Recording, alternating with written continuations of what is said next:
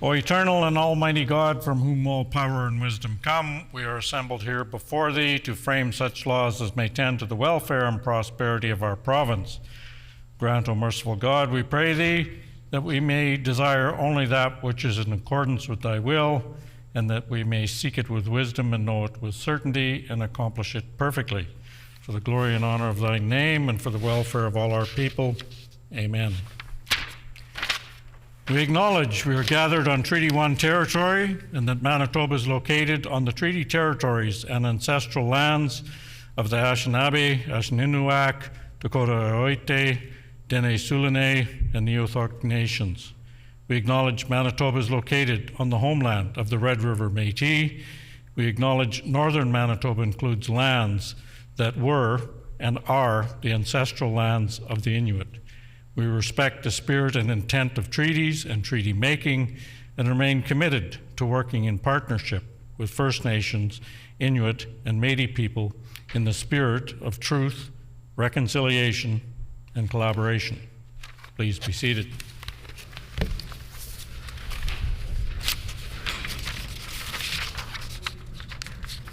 Routine proceedings, introduction of bills. The Honourable Member for Steinbach. Honourable Speaker, I move, seconded by the Honourable Member for Interlake Gimli, that Bill number 203, the Occupiers Liability Amendment Act, be now read for a first time.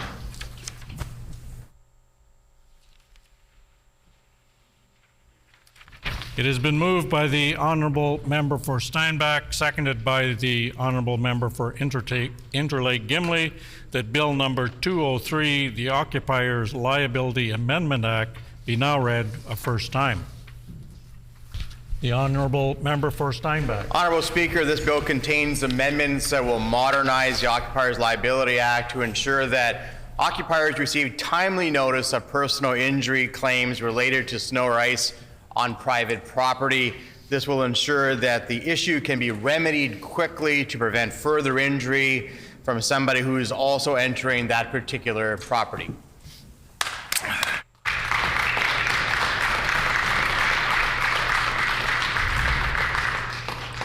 The Honourable Minister of Health, Seniors and Long-Term Care. Thank you, Honourable Speaker. I move, seconded by the Minister of Finance, the Honourable Minister of Finance, that Bill number 13, the Emergency Medical Response and Stretcher Transportation Amendment Act, be now read a first time.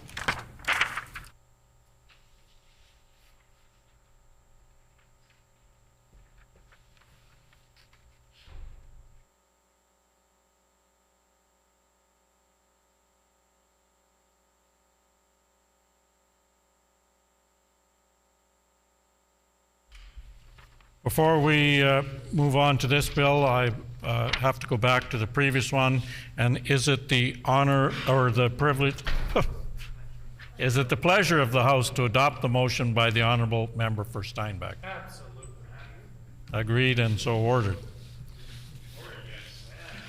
It has been moved by the Honourable Minister of Health, Seniors and Long-Term Care, seconded by the Honourable Minister of Finance, that Bill number 13, the Emergency Medical Response and Stretcher Transportation Act, be now read a first time. The Honourable Member for the Honourable Minister for Health, Seniors and Long-Term Care. Thank you, Honourable Speaker. I'm pleased to introduce Bill 13, the Emergency Medical Response and Stretcher Transportation Amendment Act. This bill amends the Emergency Medical Response and Stretcher Transportation Act to enable separate licenses to be issued to two or more parties to operate different parts of an emergency medical response system. This will enable the implementation in the longer term of the service delivery model for air emergency medical response services, contemplated by the 10-year agreement signed by the government with Keewatin Air LP in 2023, in which Keewatin provides the air platform and Shared Health provides the medical care on transport. Thank you. Is it the pleasure of the House to adopt the motion? Agreed and so ordered. The Honourable Minister of Honourable Minister of Justice. Apparently it's that kind of day. Thank you, Honourable Speaker. I move, seconded by the Minister of Education and Early Childhood Learning, that Bill number 14, the Minor Amendments and Corrections Act 2024, now be read a first time.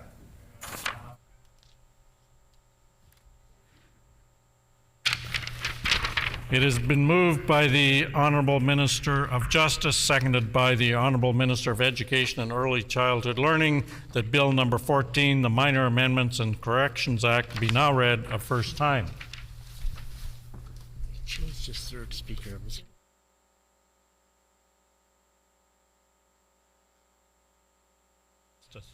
The Honourable Minister of Justice. Thank you, Honourable Speaker. I'm pleased to introduce the Minor Amendments and Corrections Act 2024. This bill corrects translation, typographical, numbering, and other minor drafting errors to provide clarity and consistency in Manitoba's statute book. Pleasure of the House to adopt the motion. Agreed and so ordered.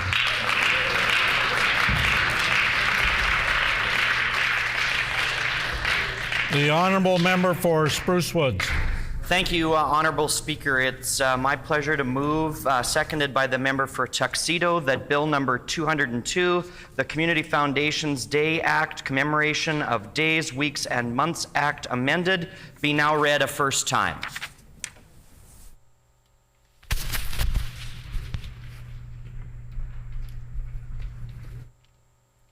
Been moved by the Honourable Member for Spruce Woods, seconded by the Honourable Member for Tuxedo, that Bill number 202, the Community Foundation Day Act, Commemoration of Days, Weeks, and Months Act be amended, be now read for a first time. The Honourable Member for Spruce Woods. I'm very pleased to introduce my first bill, Bill 202, which will proclaim April 26th of every year as Community Foundations Day in Manitoba. Community foundations have a long history in Manitoba, with the Winnipeg Foundation being the first of its kind in Canada, and they continue to make significant impacts on our communities, now numbering 57 across the province. Manitoba is consistently named the most generous province in the country, and the volunteers and staff of these many community foundations play a significant role in that milestone. I'm joined today by representatives from the Winnipeg Foundation, Endow Manitoba, as well as several community foundations from my constituency. I know that, like me, they hope and expect this bill will receive unanimous support from all members of this Legislative Assembly. I'd like to ask all my colleagues to join me in acknowledging them for the work that they do in our province. Thank you.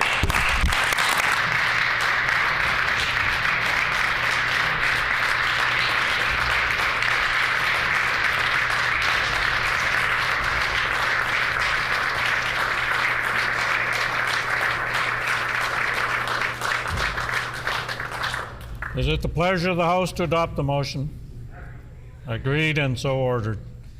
The Honourable Member for Assiniboia. Good afternoon, Honourable Speaker. I move, seconded by the MLA from Waverley, that Bill number 207, the Islamic Heritage Month Act, Commemoration of Days, Weeks, and Months Act amended, be read now for a first time.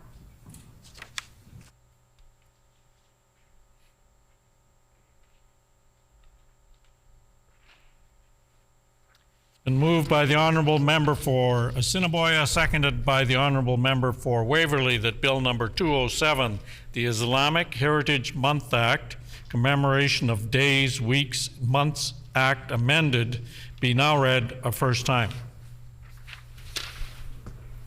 The Honourable Member for Assiniboia. Honourable Speaker, it pleases me to rise today to introduce Bill 207, the Islamic Heritage Month Act. This legislation aims to honor the profound contributions of the Islamic community in Manitoba. Muslim Manitobans have been active contributors in healthcare, education, and the economy.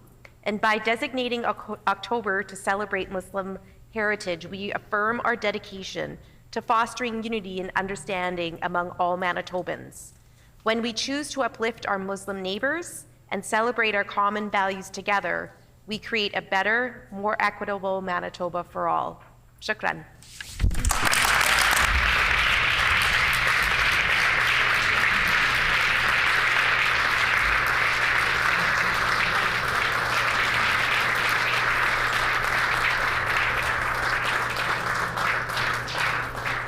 Is it the pleasure of the House to adopt the motion? Agreed and so ordered. Committee reports. Tabling of reports. Ministerial statements. The Honourable First Minister. And I would advise everyone that the required 90 minutes notice was received. The Honourable First Minister. Anin, Shalom, Ramadan Kareem. I rise today to call for an immediate ceasefire in Gaza. I say this as someone who abhors the carnage of October 7, 2023, and who believes that Hamas should be destroyed. I say this as someone who has heard the outcry in the Palestinian community and beyond. I say this as someone who deeply laments the divisions the war in Gaza has caused for people here in Manitoba, for the Muslim Manitobans who've been targeted by Islamophobia, for the Jewish Canadians, afraid to go to class because of anti-Semitism. I make this call today because the scale of destruction we have now witnessed and the emergence of famine in Gaza are incompatible with the values that unite us as Manitobans: respect for human rights, a desire to live in peace and pluralism, and a commitment to advance reconciliation. I respect that on their face, the comments I make today may cause concern or questions in some quarters. I call for the ceasefire as someone with a great desire to be a good friend and ally to Manitoba's Jewish community, and as someone who firmly believes in Israel's right to exist. I am deeply compelled to be a good friend and ally of Manitoba's Muslim community.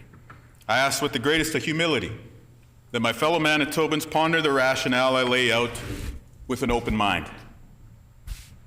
I call for a ceasefire after considering several questions that I would ask everyone to entertain. The first question: is this the only way to conduct a war against Hamas? I believe Israel is justified in targeting Hamas, given Hamas's intention to kill Jewish people based solely on their Jewish identity and the violence that Hamas has shown in carrying out that intention. But I also know that the War Cabinet of Israel had a choice in how it decided to conduct this war. The decision the Israeli government had was whether to target Hamas narrowly with the maximum amount of protections for civilian life in Gaza, or to prosecute the war in a manner which showed little regard for civilians, their homes and infrastructure, or the food and water necessary to sustain life. After some 5 months of war in Gaza, have we seen the government of Israel wage this war in a way that is narrow and targeted, or in a way that shows little regard for civilians? Some may argue it is unfair to hold Israel to such a standard, that this country be expected to wield their military might in a responsible fashion during an asynchronous conflict. But Israel is strong, and the strong have a responsibility to exercise their power in a way that is just. I would expect this of any democracy, or indeed any country in good standing with the international community as Israel is. Civilian lives must be protected. The second question is whether it is just to hold people collectively responsible for the actions of the few.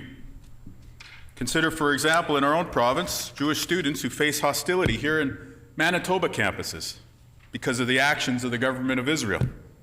Holding Jewish people collectively responsible for the actions of the state of Israel is anti-Semitism, and it is wrong.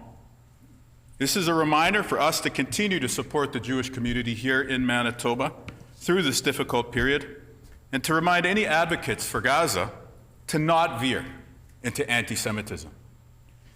But I have also pondered, if it is anti-Semitic to hold Jewish people collectively responsible for the actions of the government of Israel, then what is it if the Palestinian people appear to be held collectively responsible for the inhumane actions of Hamas?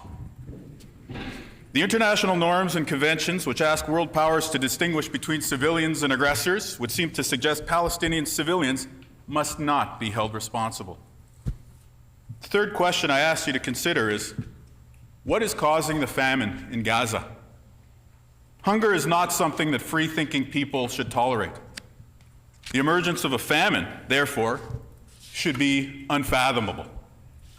It has been said that contemporary famines in a world with abundant wealth are human-caused. Consider that the international community is trying to send food and water into Gaza, and America is building a temporary port to do so. Consider that Canada, as well as other nations, have resumed support for aid and are now working to airdrop this assistance into the Strip. Why are existing ports and border crossings not sufficient to see humanitarian help distributed? Why is it said that a quarter of the population in Gaza is now visited by famine? The famine in Gaza is caused by the war. Specifically, it is caused by the way the war is being waged, including the terrible actions of Hamas. And the impacts of this famine are being borne by civilians, including by women and children.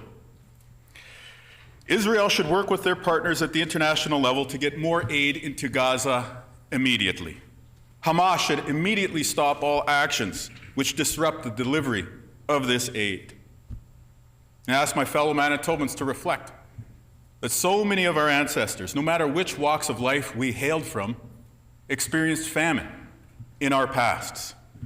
During those times of starvation, would we not have wanted our fellow human beings to take action, or at the very least, to speak out in the name of preserving life? Does not the existence of a famine in our time compel us to act? The fourth question is, what does it mean for us to be a good ally? A good ally to Israelis and Jewish people? A good ally to Palestinians and Muslims? To be a good ally to Palestinians means speaking up for human rights in this moment, beginning with the right to life. And let us not forget, in our advocacy for human rights, that Israel is an ally. Israel is an important ally in the Middle East, particularly as a democracy, and particularly as a counterbalance against other world powers who oppose Canada's commitment to human rights. Israel is also an ally against the proxies of those world powers who oppose human rights, proxies who are at work in the region. Israel is an ally. That is a fact. But doesn't a true relationship mean telling your friend about your concerns and reminding them of the values that resonate with Jewish people, with Muslims, and indeed all Manitobans? I want Muslims in Manitoba to be able to live in peace. I want the same for Jewish people who live here in our province. I want people from both communities to be able to live together, just like people from every other background. We are one province. We don't have to agree on everything in order for us to live together, to do good things together, and to respect one another. The prospect of this pluralism is founded on our ongoing commitment to human rights. The wounds caused by this conflict will take a long time to heal here in Manitoba, to say nothing of their legacies in Israel and Gaza. Each day the war continues, pushes that reconciliation further into the future. The hostages should be freed immediately. The sexual violence perpetrated against Israeli citizens on October 7th is a violation of our collective humanity. Hamas should be eliminated. I say these things, and still I call for a ceasefire. People in Gaza have a right to live. Children have a right to food. Everyone has a right to water. It is time for a ceasefire. I call on the Government of Canada to say the same. Ramadan Kareem, Shalom, Miigwech.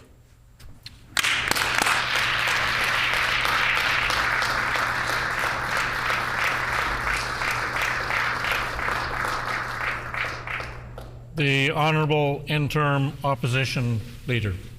Thank you, Honourable Speaker. And today I rise in recognition the 9th month of the Islamic calendar and is annually observed by more than 1.6 billion Muslims around the world, of which approximately just over 26,000 live right here in this great province of ours, right here in Manitoba. Ramadan is a holy month in the Muslim faith. It is a commemoration of the first revelation that was given to the Prophet Muhammad for writing the first verses of the Quran.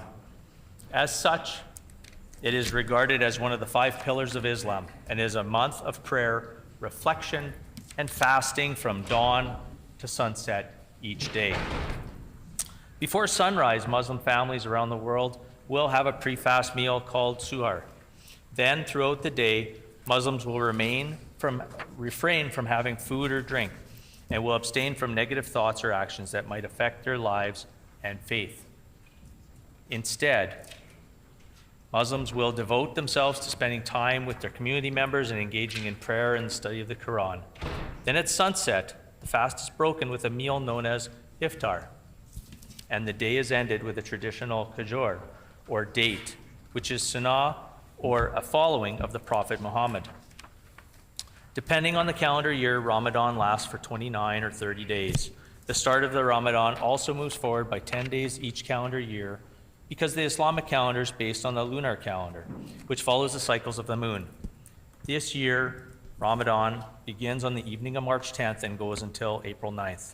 During this time, all Manitobans can be mindful and respectful of those observing Ramadan by refraining from offering tempting foods like cupcakes or chocolate, and by offering words of encouragement instead. In closing, I'd like to wish a very happy Ramadan to all my fellow Manitobans, and I hope that you all have a blessed and fruitful year. To all our Manitoba Muslims, I say, Assalamu alaikum, Ramadan Mubarak.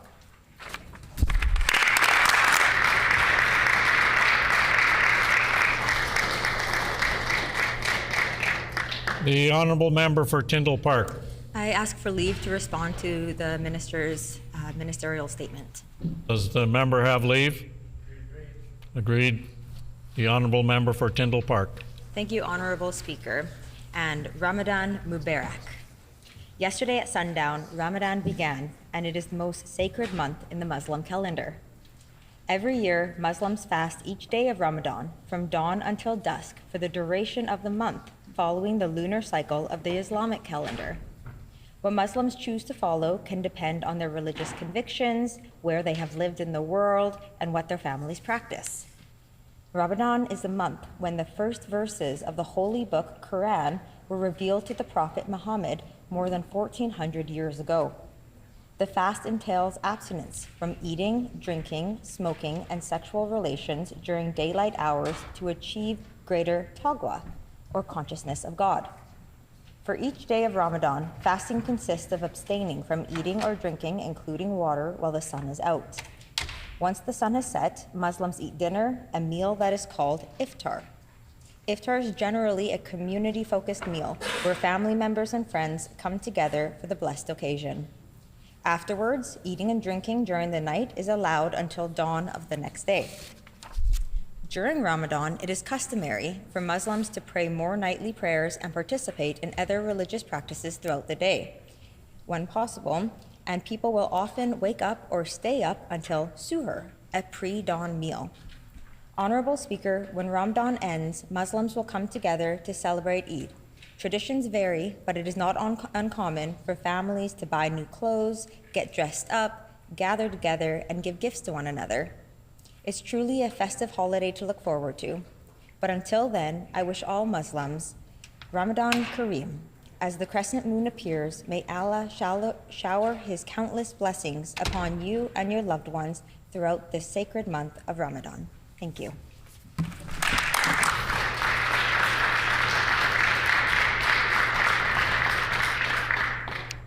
Further ministerial statements? The Honourable Minister of Agriculture. Thank you so much, Honourable Speaker. As Minister of Agriculture, Excuse me. The required 90 minutes notice was received prior to this, so the minister may proceed with his statement. The Honourable Minister of Agriculture. thank you so much, Honourable Speaker. As Minister of Agriculture, I want all producers to have farms that are safe and successful.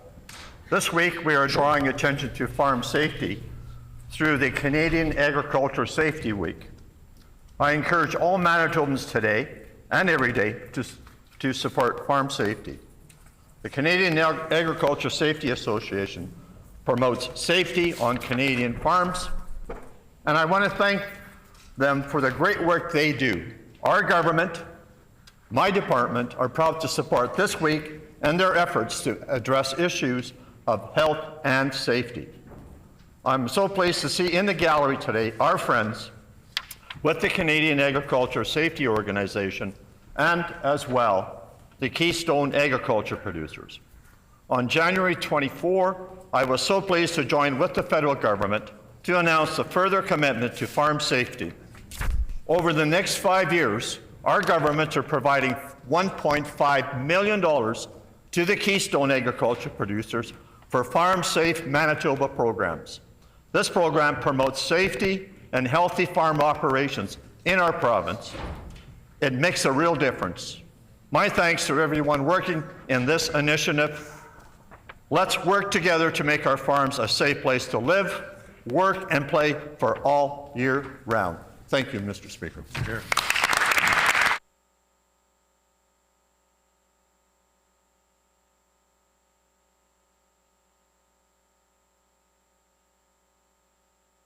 The honourable member for Portage La Prairie. Thank you, Honourable Speaker. This week, the Canadian Agriculture Safety Association celebrates Ag Safety Week with the theme, Safety is Our Heritage. Agriculture producers, farmers, ranchers, and their families are encouraged to plan for farm safety every day. Canadian Agriculture Safety Week takes place from March 10th to 16th this year, and this year's farm families, farm workers, and farming communities are encouraged to consider how they plan for farm safety every day. Canadian Agriculture Safety Week is an annual national initiative delivered by the Canadian Agriculture Safety Association that raises awareness about the importance of safe agriculture. Your farm, your family, your success, Safety is Our Heritage is the final part of a 3-year safety campaign. This year, organizers are focusing on providing practical safety advice and encouraging conversation about farm safety while showcasing how safety directly contributes to the success and sustainability of farming operations. Having worked in the agriculture sector for my career, I'm well aware of needs to improve farm safety and to educate about farm safety. I personally have been involved with a national ag group. Order, please. The member's time has expired. Does the member have leave to finish his statement? Agreed and so ordered. Thank you, Honourable Speaker. I personally have been the involved. The honourable member for Portage La Prairie. The honourable member for Portage La Prairie, proceed with your statement, please. Thank you, Honourable Speaker. My apologies. I personally have been involved with a national ag group called Do More Ag, focused on mental health. I have worked for and have raised thousands of dollars for this initiative. There are many stresses on our farmers these days, from market fluctuations to the price of fertilizer and other inputs to impact of our carbon tax, red tape, and over-regulation. We need to keep on top of physical safety on farms while working with farm equipment, but we also need to be cognizant of our mental health and stress in farming that can create mental health injuries and affect the well-being that can lead to other accidents or injuries. Thank you very much.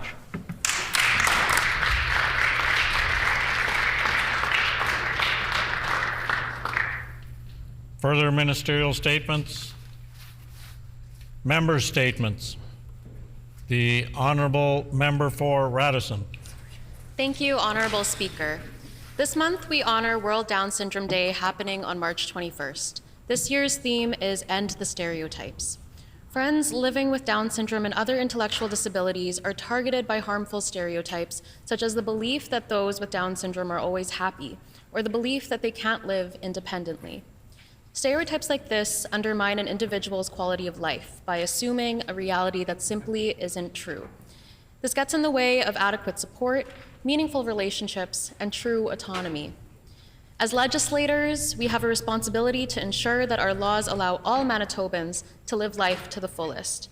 Important work is also done on the ground by organizations like L'Arche Winnipeg. Prior to being elected, I had the honor of working at L'Arche Winnipeg with some of the most talented and compassionate people that I have ever met.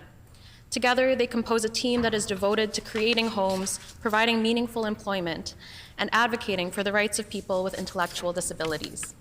They run 6 homes across Transcona, Windsor Park, and St. Boniface. And since 2012, their social enterprise, the iconic L'Arche Tova Cafe, has served great food with heart. With the recent addition of their senior circle, they aren't slowing down anytime soon. On Sunday, May 5th, they will be hosting their biggest fundraiser of the year, the 20th annual Walk with L'Arche at the Oxford Heights Community Club. Registration is now open, so colleagues, I invite you to join me and the L'Arche Winnipeg community as we walk, run, or roll for this worthy cause. I am grateful to have L'Arche Winnipeg staff and community members in the gallery today, and I invite my colleagues to join me by congratulating them on 20 years of walking with L'Arche and by welcoming them to the Manitoba Legislature. In doing so, let us all commit to being relentless advocates to end stereotypes, to promote accessibility, and to foster a world where everyone belongs.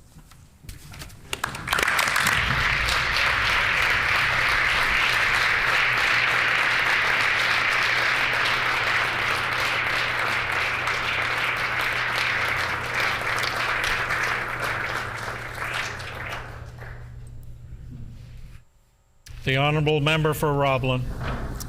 Honourable Speaker, it is a pleasure to rise today to recognize the Charleswood Historical Society.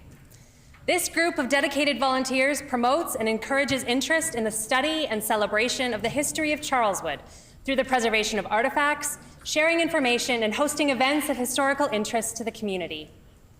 The Charleswood Historical Society are the stewards of the Charleswood Museum and Karen House. They are a very active group of volunteers who offer a heritage lecture series and organize a range of community events. The Charleswood Museum is a hidden gem with numerous items that showcase the history of the area. This includes records and information about the Passage, a significant historic site right here in Winnipeg, to agricultural equipment, fashion, and wartime memorabilia. The museum also showcases the original wicket from the Charleswood Post Office, which would have been a hub of activity in days gone by. Karen House is one of the few remaining farmhouses within Winnipeg's city limits. 2 plaques are displayed outside the home today to help tell the story of the house and the surrounding park. Interior viewings of Karen House and tours of the museum are offered during Doors Open Winnipeg. The museum is also open every Saturday afternoon. This year marks the 50th anniversary of the Charleswood Historical Society, and I look forward to celebrating this milestone with them later this year. I'd like to acknowledge all of the hardworking members of the Charleswood Historical Society, some of whom have joined us in the gallery today, including Joan Curl, Paul Brault, Lois Caron, and Eileen McDonald, and thank them for their dedication to our community. I would also like to recognize Mr. Len Van Roon Jr. and Mr. Len Van Roon Sr., who are unable to join us today. Mr. Van Roon Sr. is 103 years young, a World War II veteran, a lifelong resident of Charleswood, and a founding member of the Charleswood Historical Society. And while they were unable to join us today, I'd like to recognize them for their efforts. Thank you, Honourable Speaker.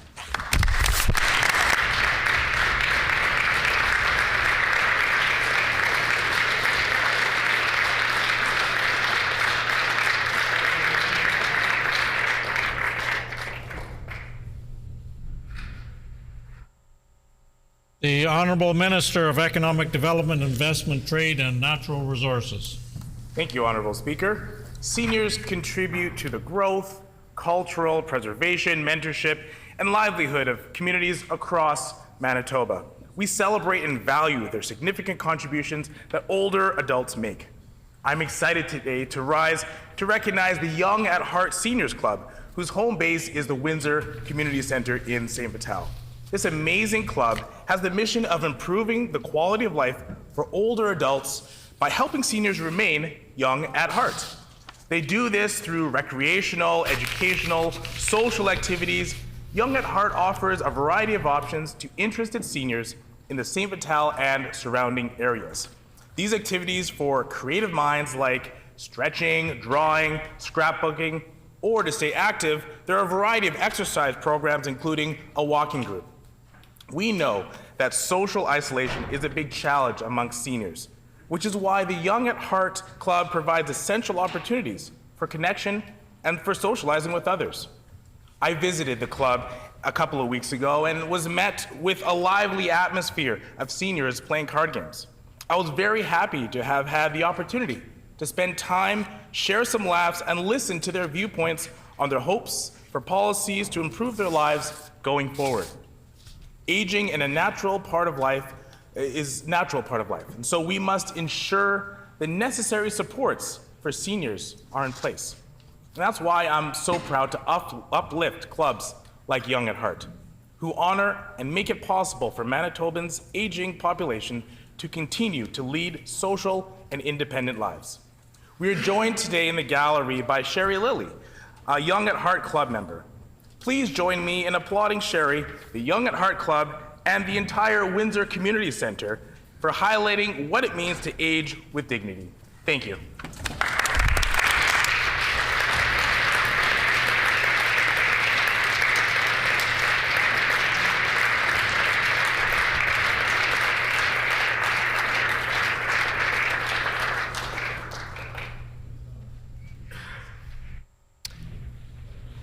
The honourable member for Fort White. Assalamu alaikum and Ramadan Mubarak, which translated, peace be upon you all, and may you all have a blessed month of Ramadan. You've all heard the basics of what Ramadan is, so I'll skip to the third paragraph of my member statement. Today's member statement came to me from a simple conversation I had while I was door knocking this past summer. And after topics back and forth, this constituency said to mine, almost in tears in his eyes, if there's one thing I ask of you, is that you use your platform to educate people on the beauty of Islam and try to stop all this hate and fear people have for our faith. What better day than today on the first day of Ramadan to do that? Many people may say Ramadan is simply a month of fasting and you just don't eat from sunrise to sunset or eat or drink anything. Can't have anything, no water. But it's much more than that. It's a month of spiritual reflection, a month for self-improvement, forgiveness, goodness, mercy. It's a month for additional prayer, discipline of the mind, body, and soul, and celebration, of course, with family. It is a month of kindness, love, charity, and sacrifice. I promise you, when you have sacrificed all day and not had 1 ounce of water touch your lips for 13 hours, and then you taste that first drop of water, you will have no greater appreciation for the water that we are blessed to have that comes from Shoal Lake. While people around the world don't have this blessing at the turn of the tap, we can take this time of self-sacrifice and discipline to remember that we can do more, we can give more, we can be better, and we can be kinder towards everyone. That is what our faith teaches us. And this is a reminder for myself, more than anyone, we can all do more and work to a better place. Now, not everyone has to fast. For example, if you're elderly, if you're traveling, if you're pregnant, if you're sick, you don't have to fast. But in place of fasting, you have to feed the needy every single day. For 16 years, I have had the honor of feeding the poor, as I have not fasted due to medical conditions. Ask for leave. Order, please. Member's time has expired. Does he have leave to finish? Leave has been granted. The honourable member for Fort White. Thank you, Honourable Speaker. As I was saying, for the last 16 years, I have not fasted, but I've had the honor of feeding the poor. Due to medical conditions, I'm not able to fast. However, this year, for the first time in 16 years, I'm trying to fast. I'm tired, I'm hungry, and oh my God, I'm thirsty. I just want some water. And standing up and speaking doesn't help. So you may hear a little bit less heckling from me for the next 29 days from this side of the house. This afternoon, I hope I was able to share a little bit about the beauty of my faith and what Ramadan really means. It means to love, to be kind, to care, and to give back. You also may have noticed that I dropped off a box of dates in your caucus and our caucus as well with an Islamic calendar that marks when our Eid celebration, that's essentially Muslim Christmas, is coming up in 28 days or 29 days. And please enjoy the dates. Those are a sunnah, which means that the Prophet, peace be upon him, used to eat a date to open his fast. So on behalf of myself and the community and everyone, and this resident of Fort White, I hope you did honor and justice in explaining a little bit of what Islam and Ramadan is. Thank you all very much.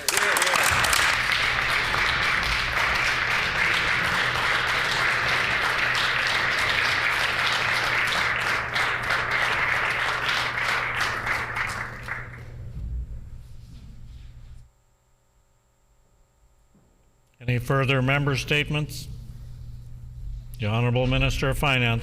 Thank you, Honourable Speaker. I'd like to introduce the board for the North Valor Residents Association who join us today in the gallery. This group of individuals have dedicated immense hours to the North Valor community. They've responded to a need for connection as well as grassroots initiatives in their neighborhood. The association was established just before pandemic lockdowns in 2020. I've been privileged to work alongside this group as they've grown over the last many years. The association's main focuses are their community gardens, spring cleanups, community safety initiatives, and connecting with neighbors to encourage community members to get involved. The board of the NVRA has ensured that community members are initiating the changes they'd like to see in their community. Most recently, the board is working on a grassroots, anti-oppressive approach to safety strategy modeled after the South Valor Residents Association initiative. This approach encourages folks to meet their neighbors and develop recognition in one another. It's primarily meant to encourage connection and discourage fear or isolation. This initiative highlights the duty we have to take care and look out for one another. The association has seen some major growth recently.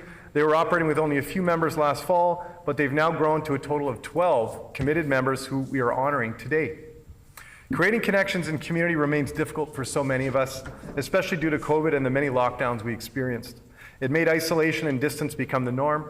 The NVRA board highlights how important it is to dedicate time and energy back into your community.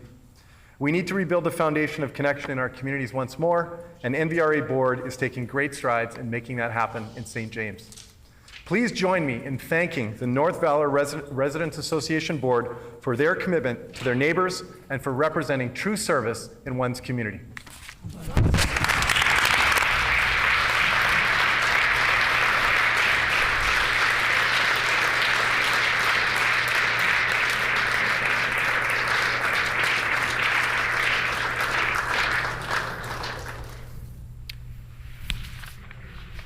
Prior to oral questions, I'd like to introduce some guests we have with us. In the public gallery, we have seated 20 youth age 18 to 30 from Eagle Nest Indigenous Youth Group under the direction of Shannon Shaw. The group is located in the constituency of the Honourable Member for St. John's, the Minister of Families. Further,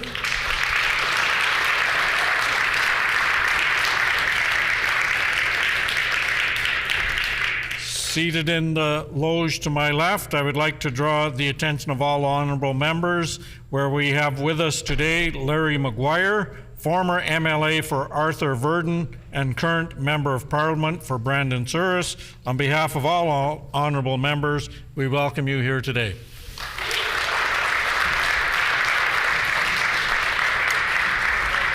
Oral questions. The Honourable Interim Leader of the Official Opposition. Here, here.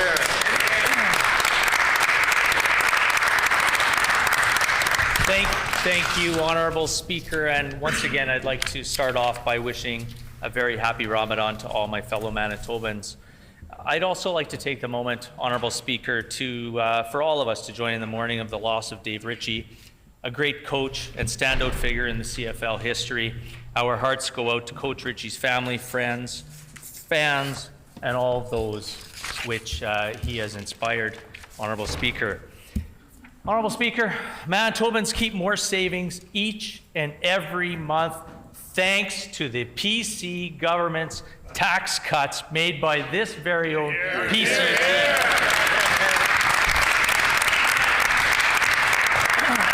Honourable Speaker, taking credit for the work of others is nothing new to you-know-who. And now because the NDP have no plan, NDP advertising PC savings, will the Premier give credit?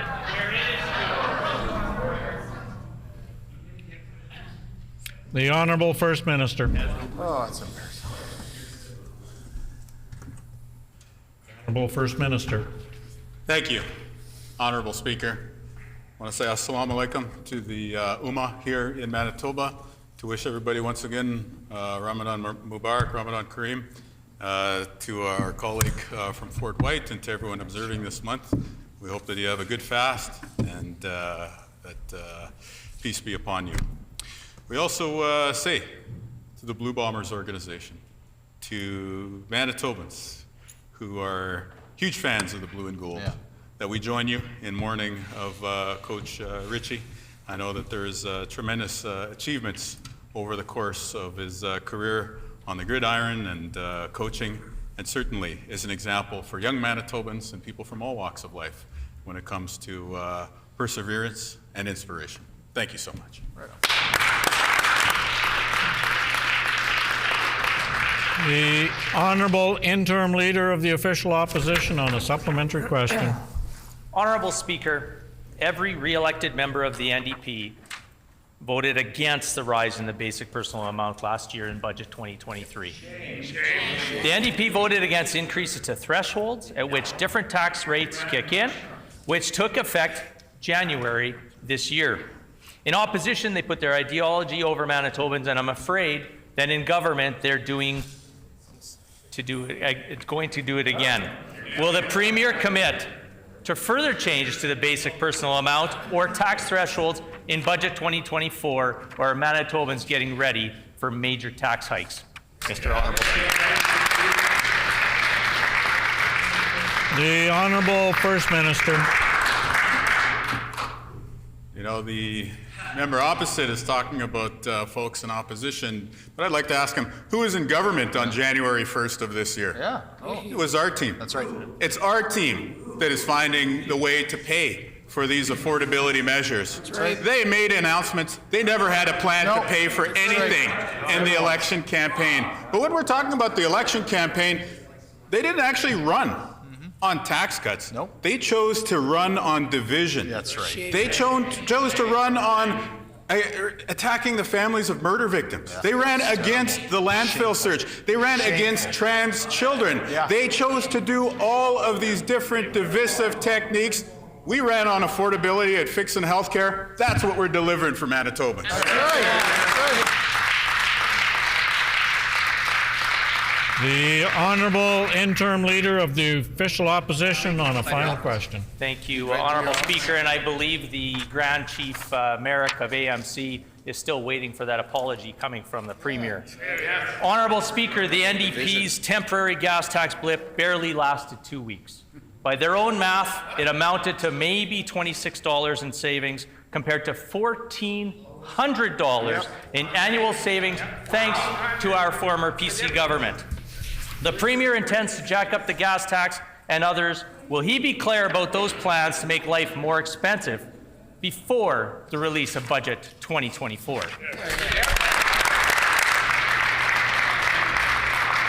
The Honourable First Minister. I gather from the convoluted preamble there that our colleague on the opposition benches has clued into the fact that our team is bringing forward real affordability measures, real savings for the people of Manitoba.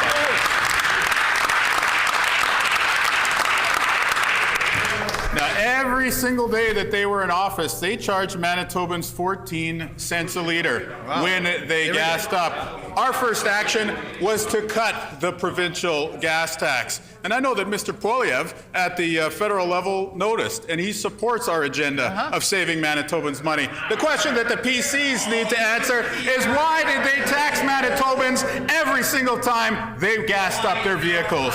Yeah, that's right. The Honourable Member for Roblin. Thank you, Honourable Speaker. The largest healthcare strike in Manitoba since the NDP were last in government continues today under the current NDP government. Yeah. Meanwhile, some of the most vulnerable folks in our city are left wondering if they'll be getting the care that they need. One tenant told Global News, quote, "I'm scared I'm going to be put into bed and left there for how many hours or how many days, not having any help or any communication," unquote. Why has this minister failed to ensure these Manitobans are getting the care that they need? Great.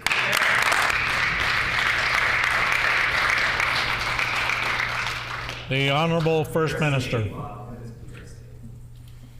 Caring for vulnerable Manitobans and fixing healthcare are sacred trusts that everyone on this side of the aisle, everyone on our team takes very, very seriously. The news that a labor disruption could potentially threaten the care for some of these Manitobans is something that we have greeted with a high degree of seriousness, and I support my colleague, the member for Union Station's efforts in this regard. I will note, however, for the member opposite, that fixing a starved healthcare system, starved social services that were cut under 2 terms of the PC administration, that these repairs are not going to happen overnight.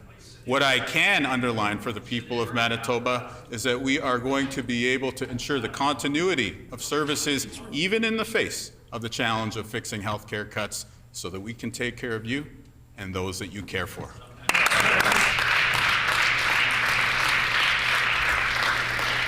The honourable member for Roblin on a supplementary question.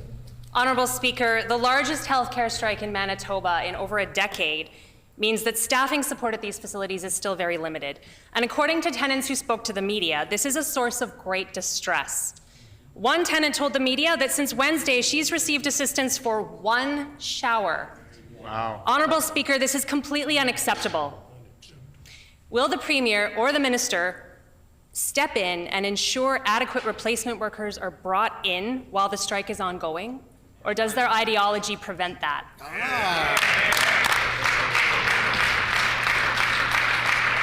The Honourable First Minister.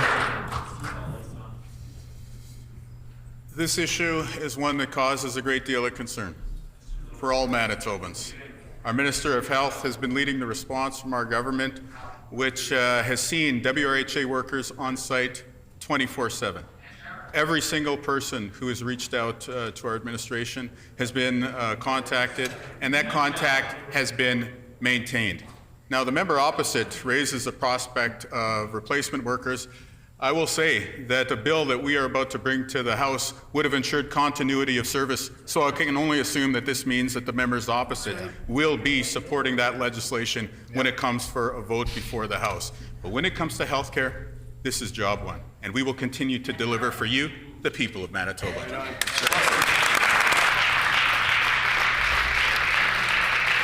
The honourable member for Roblin on a final supplementary question.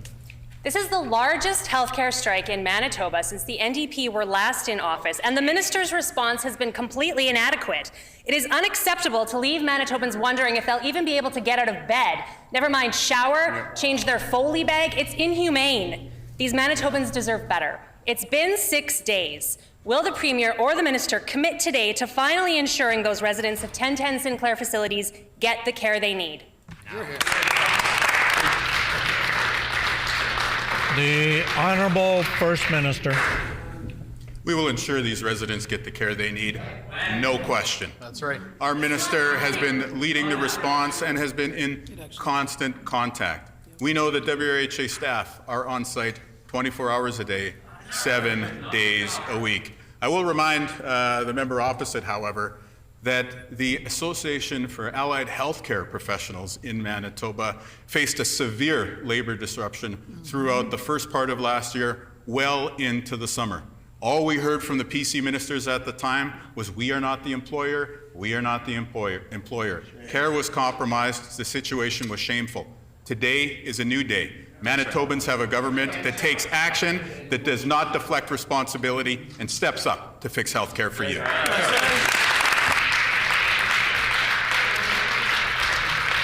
The honourable member for Midland. Honourable Speaker, this Minister of Families has made it quite clear that she's too busy to discuss concerns regarding the safety of children in care. We as legislators have a duty to make sure vulnerable children are safe, and this minister needs to make the time.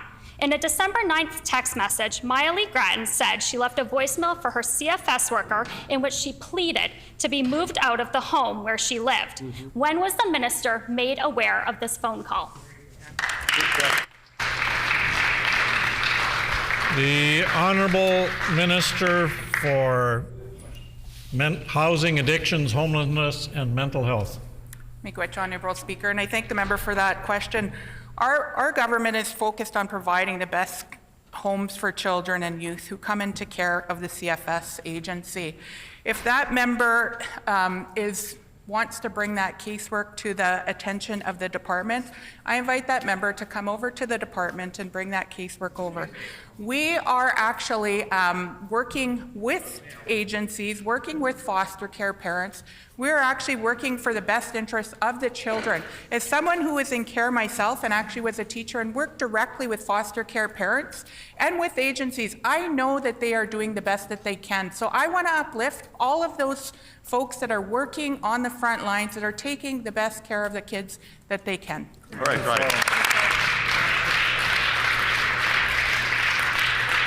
The honourable member for Midland on a supplementary question. Honourable Speaker, a 17-year-old Manitoban didn't feel safe and pleaded to be moved out of a home with an individual that Crown prosecutors opposed granting bail to. What might be the most heartbreaking aspect of this situation is she begged for help over a voicemail, but under this minister's watch, no one answered the phone. The system has failed a young Manitoban. This premier says he's open to hearing the questions around an inquiry, but apparently he's forgotten he is the premier. He has the willpower to make that commitment today. So I ask the premier and this minister, will they do the right thing and call a public inquiry so that this never happens again? Hear, hear. The Honourable Minister of Housing, Addictions and Homelessness and Mental Health. Miigwech, Honourable Speaker. I want to assure the member that our government is taking an approach that is in the best interests of children in this province. This government, this former government, did not do that. This former government shirked responsibility. We have a new government that is taking a different approach. We are ensuring that we're working with First Nations governments to take back responsibility and give jurisdiction to those governments. Children belong with their families. I brought a bill forward that thankfully was passed in this House that actually put supports in the homes of parents where it belongs so that kids aren't belonging and going into CFS care, something that the former government never did. The Honourable Member for Midland on a final supplementary question. It is a simple yes or no question, Honourable Speaker. There needs to be public faith in our social services, and that must start with a public examination of what has failed. Why does the Premier and his cabinet refuse to take the necessary action to protect children in care? The Minister of Families won't say an answer. The Minister of Housing, Homelessness and Addictions will not give us an answer. So will the Premier stand up today and commit to a public inquiry so this never happens again?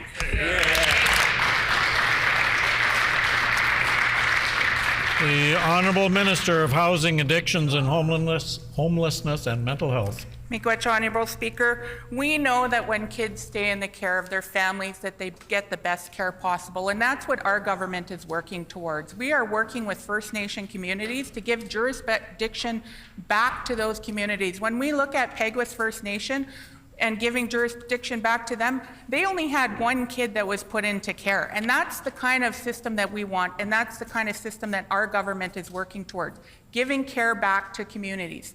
Something that government never did. We are taking a different approach, and that is supporting families and keeping their kids in their homes where they belong.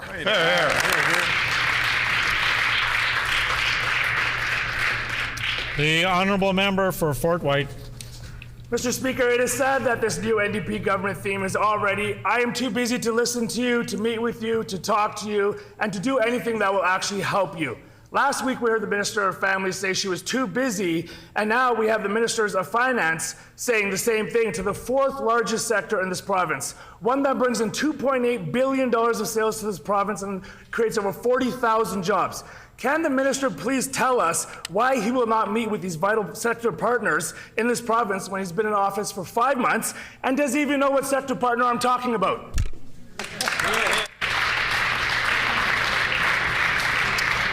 The Honourable Minister of Finance. Do you know what you're talking about? Thank you, Honourable Speaker. I'm very delighted to stand up and have a chance to respond to the question from the critic. We've been doing important work across the province over the last couple of months, meeting with Manitobans in every corner of the province. We've been to the southern part of the province. We've traveled to northern Manitoba. We've done telephone town halls. And the message we receive at these town halls is just how important it is that our government focuses on fixing the mess that the former government made in our healthcare system. We're going to continue to do that good work. We look forward to bringing forward good news in our budget on April 2nd. The honourable member for Fort White on a supplementary question. So the simple answer is no. He has no idea who I'm talking about. $2.8 billion is how much money the Manitoba Restaurant and Food Service Association brings into this province, creating 40,000 jobs. And this minister has no idea who I'm talking about. For the first time in that association's history, they have not met with the Minister of Finance before they bring the budget forward on April 2nd. This clearly shows that this minister and this government do not care about restaurant owners. They do not care about that sector. So much so that they didn't even attend the annual gala, Honourable Speaker. How can this minister possibly think it's okay to not meet with representatives of the fourth largest sector in this province and employ over 40,000 people? The Honourable Minister of Finance. Honourable Speaker, Manitobans sent us here with an important job to do. That's to fix healthcare and make our province into a more affordable place to live. For years, they had a government that did nothing but cut. They cut healthcare. They cut our schools. They cut our municipalities. They cut childcare. They cut services for women. Our government's going to do things differently. We're doing the important work that Manitobans sent us here to do. More good news when we release our budget April 2nd about how we're going to fix this province. The honourable member for Fort White on a final supplementary question. So we all heard that, right? On the record, he said no. They are not important. Manitoba Restaurants Association is not important. He's too busy to meet with them. It is clear that this minister and premier do not think that restaurant operators in that sector are important at all. His track record of being Minister of Finance is a dismal one. He has saved families $26 with his gas tax. And now, by his own minister's own ads, he took out that I'm going to table here for him to read today again. By the previous PC government, tax savings will save Manitoban families an average of $1,400. My question for the minister is simple. Will he admit today that he was wrong to vote against the PC tax cuts and that he proudly advertised them as expired? The Honourable Minister of Finance. Honourable Speaker, here's something that critics should remember. We have the lowest gas prices in all of Canada. We had the lowest inflation in Canada for 2 months in a row.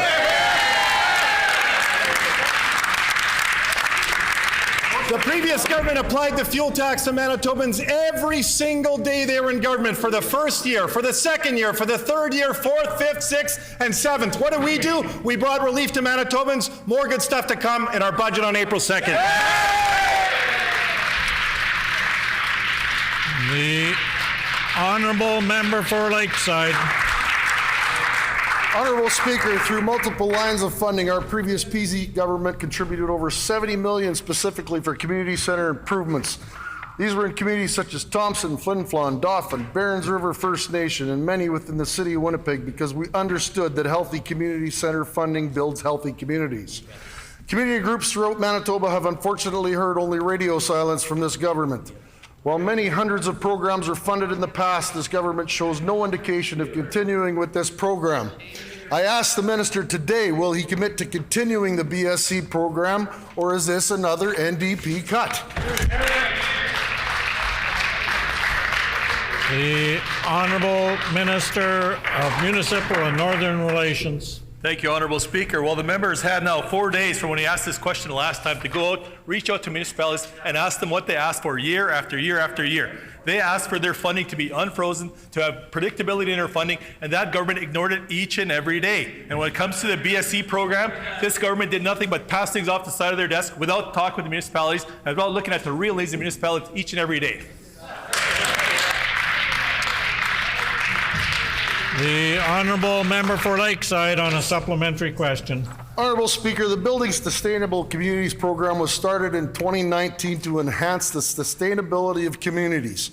Since then, 1,745 unique projects have received $82 million in funding. Funding that has supported projects like the Thrive Community Support Circle Incorporated and West Central Women's Resource Center Incorporated, both in the constituency of Union Station. This minister doesn't want us to know, or perhaps he doesn't know himself, if BSC will continue to be funded by this government. What are we to expect from this silence? Will the BSC program be amongst the casualties of the NDP cuts come April 2nd? The Honourable Minister of Municipal and Northern Relations and Indigenous Economic Development. Thank you, Honourable Speaker. They can expect predictability. They can expect strategic investments.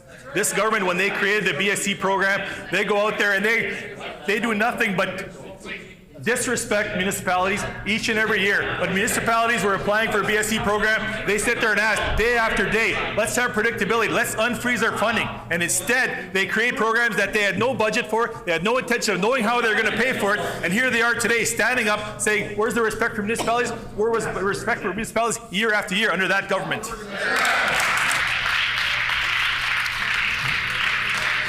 The Honourable Member for Lakeside on a final supplementary question. Honourable Speaker, the BSC program received hundreds of applications every year of its existence, 655 alone in 23-24. Undoubtedly, there are still hundreds of groups anxious to get their chance to improve their communities. This program is vital to the ongoing sustainability and growth of Manitoba's social fabric. Is the minister okay with being the one to cut BSC, and along with it, the ties that bind our communities? The Honourable Minister of Municipal and Northern Relations and Indigenous Economic Development. Thank you, Honourable Speaker. Our commitment is to provide funding to Manitobans across all of Manitoba. So let's look at what that PC government did.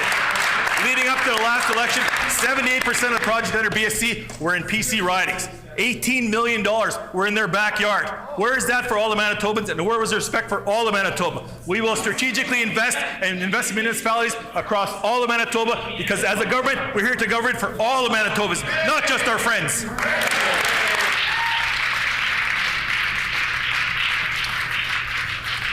The Honourable Member for Swan River. Okay, thank you, Honourable Speaker. The regular enforcement bulletins that were, and I say that in past tense, put out by the ministry showed the hard work our conservation officers were doing every day to protect our resources. Many hunters, RM councillors, leaders in municipal governments, citizens alike have shared positive comments on the transparency. Can the Minister of Economic Development and Natural Resources advise if the bulletins are being continued to support the hard work by our conservation officers in upholding the laws? The Honourable Minister of Economic Development, Investment, Trade and Natural Resources. Thank you, Honourable Speaker. I'm really happy to have the opportunity to talk about the great work that our conservation officers are doing right across Manitoba to protect communities and protect our natural resources. That's why our government has taken an effort to revitalize the conservation officer program with renewed focus on building and strengthening communities and relationships with Indigenous communities, First Nation, rural and northern communities. That's the part that we're doing here to ensure that conservation officers are protecting communities and our natural resources right across Manitoba. Great answer. The Honourable Member for Swan River on a supplementary question. Yeah, the regular enforcement bulletins put out by the department were a huge deterrent for the unsafe practice of night lighting that put livestock, property, and human lives at risk. Manitobans looked forward to seeing that our officers were out in the landscape upholding the values of law-abiding citizens. Can the Minister of Economic Development and Natural Resources tell me if the enforcement bulletins have been discontinued? The Honourable Minister of Economic Development, Investment, Trade and Natural Resources. Thank you, Honourable Speaker.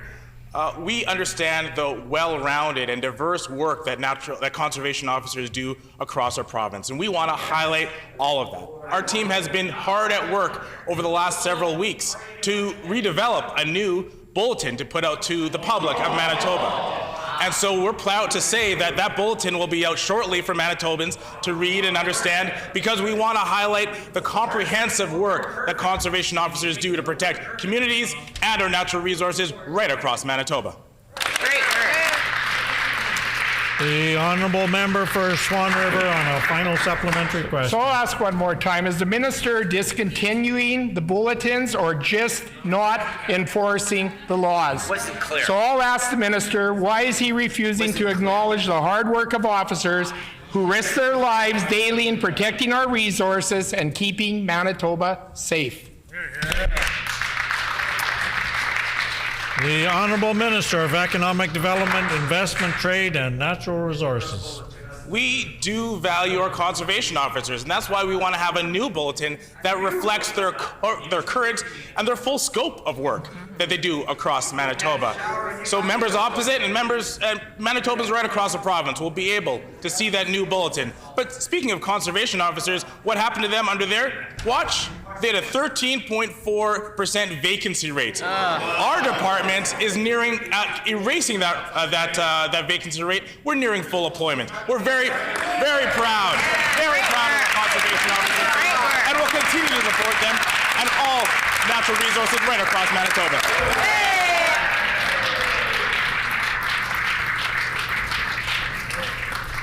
The honourable member for Tyndall Park. Honourable Speaker, last week I brought forward an emergency debate motion on the issue of children in care. While the government denied the motion, we have heard numerous agencies sound the alarm about how existing systems are failing children in care. The Auditor General has highlighted serious issues with how foster home licenses continue to be renewed despite gaps, showing non-compliance in areas like security checks and physical home inspections. Considering the recent tragedies in Carman, will the minister commit today to ensure safety checks for foster homes be done for all places of care in Manitoba? The Honourable Minister of Housing, Addictions, Homelessness and Mental Health. Miigwech, Honourable Speaker, and I want to thank the member for that question. And I want to ensure the member that safety is the utmost importance for our government. And I know that that member is very passionate about, kids in care, and that's something that our government is passionate and very, aware of. We are, doing and committed to ensuring that the kids that are in care are getting the best care that they are. That's why we are transferring care over to Indigenous governments. That's why we have been working with Indigenous governments to make sure that kids are going back to their communities where they belong with their families. That should have been done a long time ago. When I was a kid in care, my mom actually had to go and put me in care to get Minister's support. time has expired. The honourable member for Tyndall Park on a supplementary question. Thank you, Honourable Speaker. Prior to bringing forward an emergency debate motion last week, I met with hundreds of foster parents who expressed to me that basic allowances have been frozen for over a decade. Foster parents want assurances from this government that they are, in fact, taking their concerns seriously. Will the minister commit today to working with CFS authorities to ensure increases to basic maintenance will be reflected in this year's budget? The Honourable Minister of Housing, Addictions and Homelessness and Mental Health. Miigwech, Honourable Speaker, and I thank the member for that question. Well, we know most foster parents receive supports above and beyond basic maintenance rates. We also know that there's a rising cost of living and that it could be challenging to make ends meet. We know that. And we are working, with foster parents. And we are also working with Indigenous governments to get children back home to their parents and to their communities where they actually belong and where we know that they'll do best. Kids belong with their parents, something that we've heard time and time again. We've heard that from schools, we've heard that from foster parents themselves who have been working with actually parents and know that because they're working with parents that they want to do the right thing and get those children. Minister's time has expired. The honourable member for Tyndall Park on a final supplementary question. Thank you, Honourable Speaker. I want to reference in Hansard something that the member from St. John's, the now minister, said on October 9th, 2020, when she criticized the introduction of block funding from needs-based funding, which in her words has instituted the deficit of operations on CFS agencies. She further said, when block funding came into existence, the dollars never account for children that potentially will come into care. Now that she is the minister, and I trust she is advocating for funds in the budget, can she share with us if she thinks that the current approach of block funding provides funding equity to all CFS agencies in the province? The Honourable Minister of Housing, Addictions and Homelessness and Mental Health. Miigwech, Honourable Speaker. And I know the Minister of Families cares deeply about this issue and cares deeply about getting kids back to their families, which is why they are working with Indigenous communities, something that our government cares deeply about as well. That's why we have shifted gears to make sure and prioritize that we are working with First Nation communities, something that the prior government didn't do.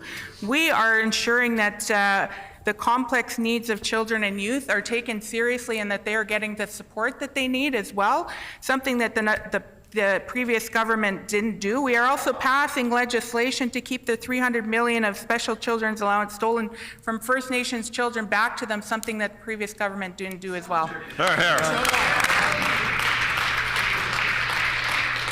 The Honourable Member for Seine River. Honourable Speaker, my question is for the Minister of Health. Last month, the Minister and the Premier secured a deal with the federal government.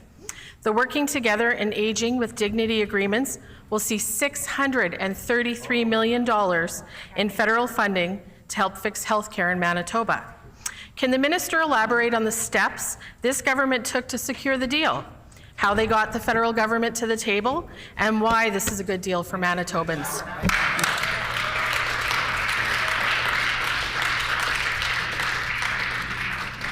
The Honourable Minister of Health, Seniors and Long-Term Care. Honourable Speaker, very, very early on, days after being sworn in, I had a call with the federal health minister who shared with me that he understood if our government wouldn't be able to sign these agreements for Manitobans. And I reassured him that it was a new day in Manitoba, and that our government, unlike the previous failed PC government, was putting Manitobans first. And we made sure that we were one of the earliest, one of the first jurisdictions across Canada to sign both agreements for Manitobans. Why, Honourable Speaker? Because on this side of the House, we put patients first, we put people first, we put healthcare workers first, and we're going to keep doing that every single day here in Manitoba.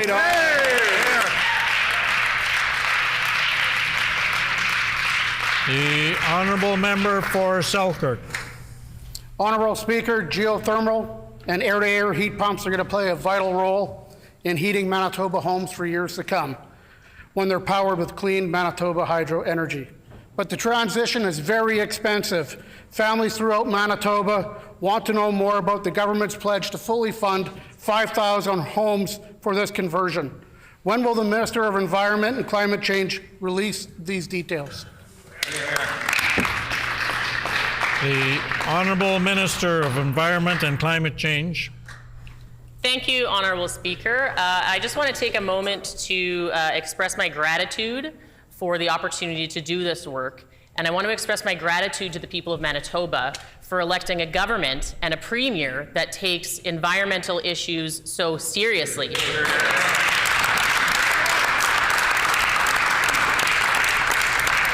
I am very proud of the mandate given to me by the Premier, and I am very proud of the work of Efficiency Manitoba, and I cannot wait to share the details with Manitobans about how we are going to save them money and reduce our greenhouse gas emissions. Great job. The Honourable Member for Selkirk on a supplementary question. At committee, the minister confirmed her pledge to also convert 2,500 homes from heating oil to the air source heat pumps. Even though air source heat pumps are half as efficient as geothermal, they are a positive alternative to heating oil. How will the minister ensure these homes are adequately heated, considering Manitoba Hydro advises a backup system below -10 Celsius? The Honourable Minister for Environment and Climate Change. Thank you, Honourable Speaker, and I thank the member opposite again for this opportunity to talk about our affordable home energy program. We are so proud of the deal that we were able to reach with the federal government, something that the previous government was never able to do. They were more interested in fighting with their colleagues rather than working in the best interest of Manitobans. And just to correct the record, our commitment is not to use only air source heat pumps. Those are an important part of the plan, but we are also committed to ground source heat pumps, air source heat pumps, and all of the different types of technology that are going to reduce greenhouse gas emissions here in Manitoba and save Manitobans money.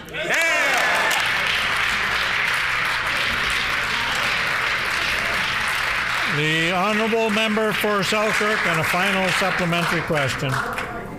With the cost of air source heat pumps being up to $20,000 for conversion and ground source being $50,000, how does somebody apply to be part of the 5,000 people or 7,500 people to get this free gift? And what are the rest of Manitobans going to do when they cannot afford this option? The Honourable Minister for the Environment and Climate Change. Thank you, Honourable Speaker. And again, I thank the member opposite for the question. 5,000 is going to be our starting point. That is the first phase. We are planning on getting so many Manitobans off of greenhouse gas emissions, saving them money. We are so proud of the work of Efficiency Manitoba, who are already doing this great work. We are going to expand their mandate and get this great technology to more Manitobans.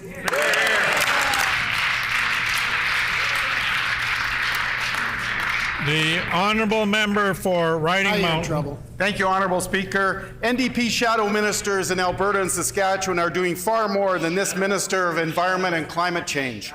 They at least had the moral fortitude to stand up and denounce the ridiculous Bill C-372 that their federal NDP cousins brought forward. So I ask this minister a simple question.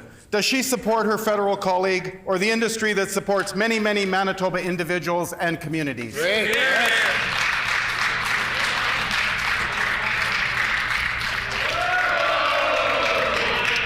The Honourable Minister of Environment and Climate Change. Thank you, Honourable Speaker. And again, to reiterate some of the comments offered by my colleagues today, it is a new day here in Manitoba.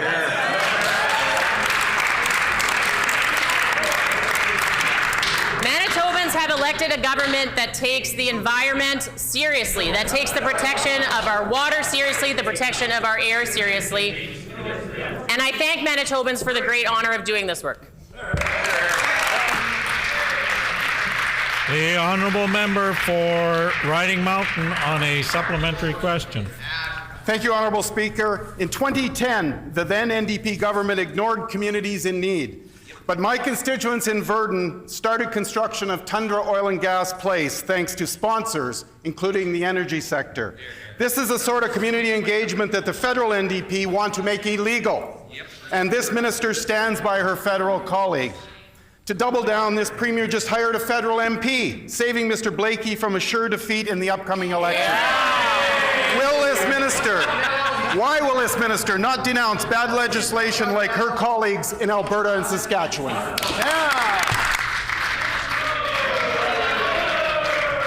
The Honourable First Minister.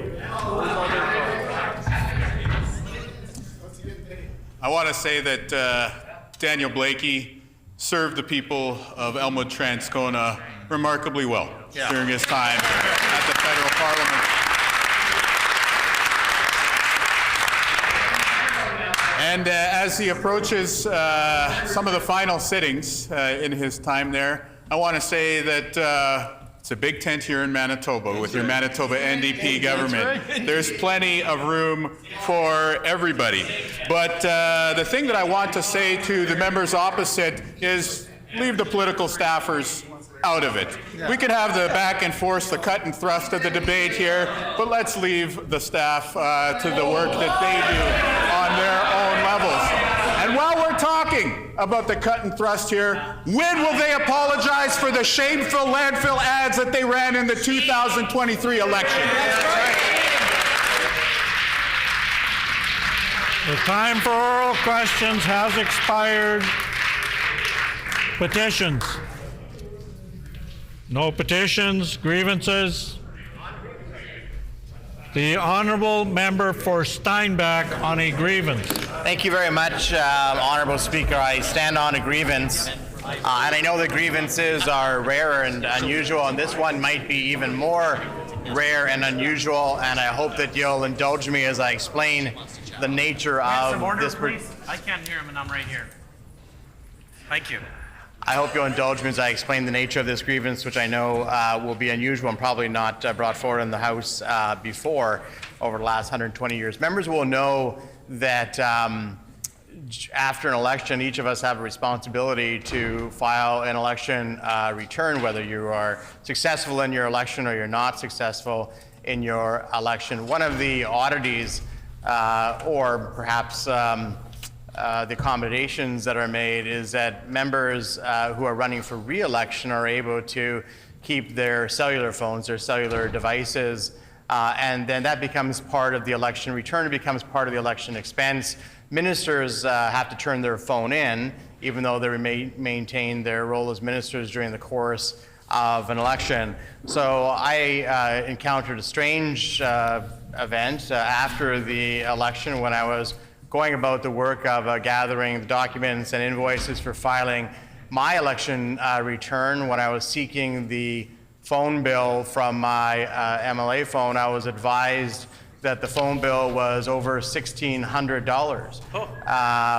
Mr. Honourable Speaker, this of course was strange because I don't ever recall my cellular phone being over $70 when I didn't leave the province of Manitoba, and I certainly hadn't left the province of Manitoba during the course of an election.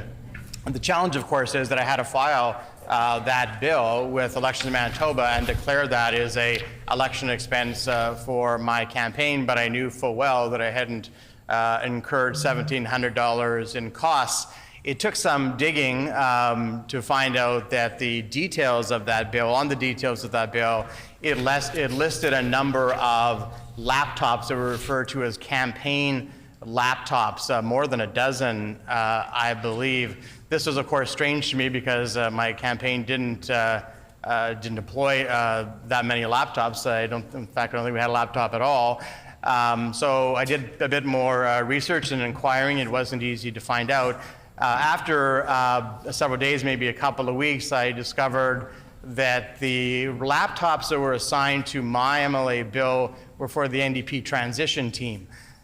This was strange for a few different reasons. One is that the laptops were, I guess, purchased or booked during the election campaign before the actual election. I'm not an expert on the transition of government. I certainly know that there are transition teams, and I'm not having an objection to that, but I gather that somebody booked these laptops prior to the actual election date for a transition team, maybe not even sure that there was going to be a transition. But that really isn't the point of my grievance. I'm mystified a little bit by that, but the bigger concern for me was I was holding now a bill on my cell phone for over $1,500 for laptops that I was told were assigned to the NDP transition team. So that put me into a bit of a quandary because I couldn't quite file this bill with Elections Manitoba, because that would be in a violation of the Elections Act, because I hadn't actually incurred those costs on behalf of the NDP transition team. And I could not file a bill because, of course, I had incurred some costs through the use of that cell phone during an election. I did notify the clerk of the Assembly. I said this is particularly strange that an NDP transition team would be putting onto my bill all of these different costs of over $1,500, and now I'm in the dilemma of not being able to file my election return in a timely way because I can't file the bill that I've been given because it ascribes a bunch of things that I didn't actually use. They were used by the NDP transition team, I assume.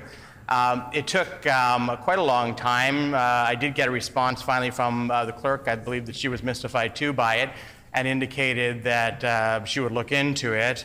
Many weeks went by. There was no resolution to the issue. I finally was able to get from the fine folks at Members' Allowance a statement that indicated that I had incurred no more than $50-some on that particular bill. And I filed that with Elections Manitoba, even though that would be unusual because it wasn't the actual bill for the cell phone, but I couldn't file the $1,500 bill that was really assigned to the NDP transition team.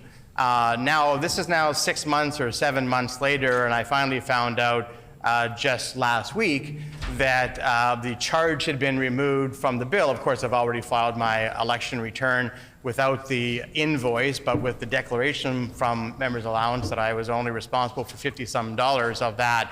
And I still have never gotten any documentation from the government, from the clerk's office, from whatever department was responsible for this mix-up. And I'm assuming it was a mix-up. I don't believe that they purposely were trying to assign these laptops to my bill. Clearly somebody either wrote down a wrong number or something. I don't think anybody thought this was particularly funny. But I never have received any documentation from the government that this was a mistake, or have I gotten any official notification that the mistake had been corrected. I was just sort of told this by happenstance. So the reason why I'm actually putting this on the record, Honourable Speaker, and you may be wondering why I'm putting it on the record, is there might come a day when none of us are in the Assembly anymore, or I'm not in the Assembly anymore, and somebody might decide to FIPA these different expenses and see that there is a $1,500 charge on the bill with all these different laptops, and my election return doesn't show a $1,500 bill. So I'm putting it on the record that, of course, now I believe it's been resolved, though I've not been given a copy of it or any sort of official documentation of it, that $1,500 charge that was assigned to my bill was for NDP transition team laptops that I guess were booked prior to the actual election day. So that if this ever becomes an issue where I'm not able to respond to it in a way that I'd like to respond to it, there is now a record, because I wasn't provided any other record, that the bill that I was given certainly wasn't for laptops that I was using for the campaign, but that I gather the folks that were hired by the NDP for a transition seemingly before the election were ascribed to my bill for some mystical reason to which I've never been given an answer to. I did, again, mention this to the clerk many months ago. I was never provided any follow-up in terms of a resolution, so I haven't brought this forward hastily, or I'm certainly not out of anger. But I've learned that in this business, it's better to have a documentation and a record of things than try to answer something months or maybe years after without any evidence or proof of it. So I put on the record what exactly has happened in this particular circumstance. The current NDP government hired, I guess, a transition team prior to the actual election date, booked a bunch of computers for over $1,500 and decided to put it on the MLA for Steinbach's cell phone bill. It's now, I'm told, been resolved, even though I don't have any official documentation of it, but I want this particular statement to serve as documentation of what happened. Thank you very much, Mr. Honourable Speaker. Orders of the day, government business. The acting government House Leader, the Minister of Justice.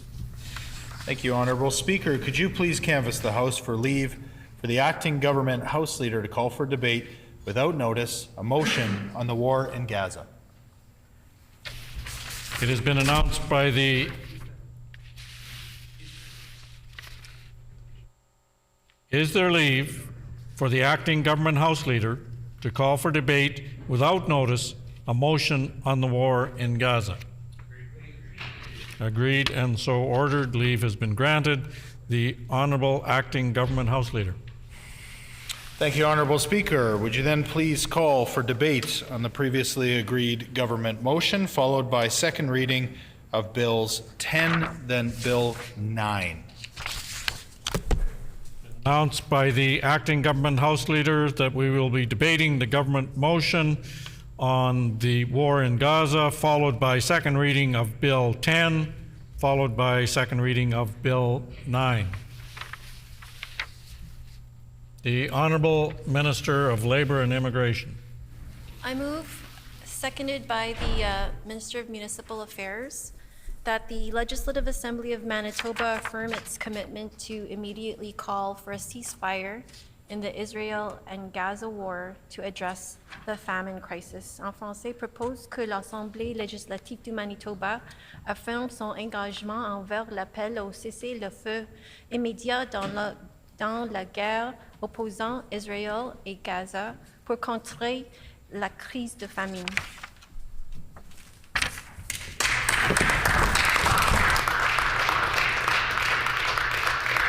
Been moved by the Honourable Minister of Labour and Immigration, seconded by the Honourable Minister for Municipal Affairs. The Honourable Minister for Municipal and Northern Relations, that the Legislative Assembly of Manitoba affirm its commitment to immediately call for a ceasefire in the Israel-Gaza war to address the famine crisis. The Honourable Minister of Labour and Immigration.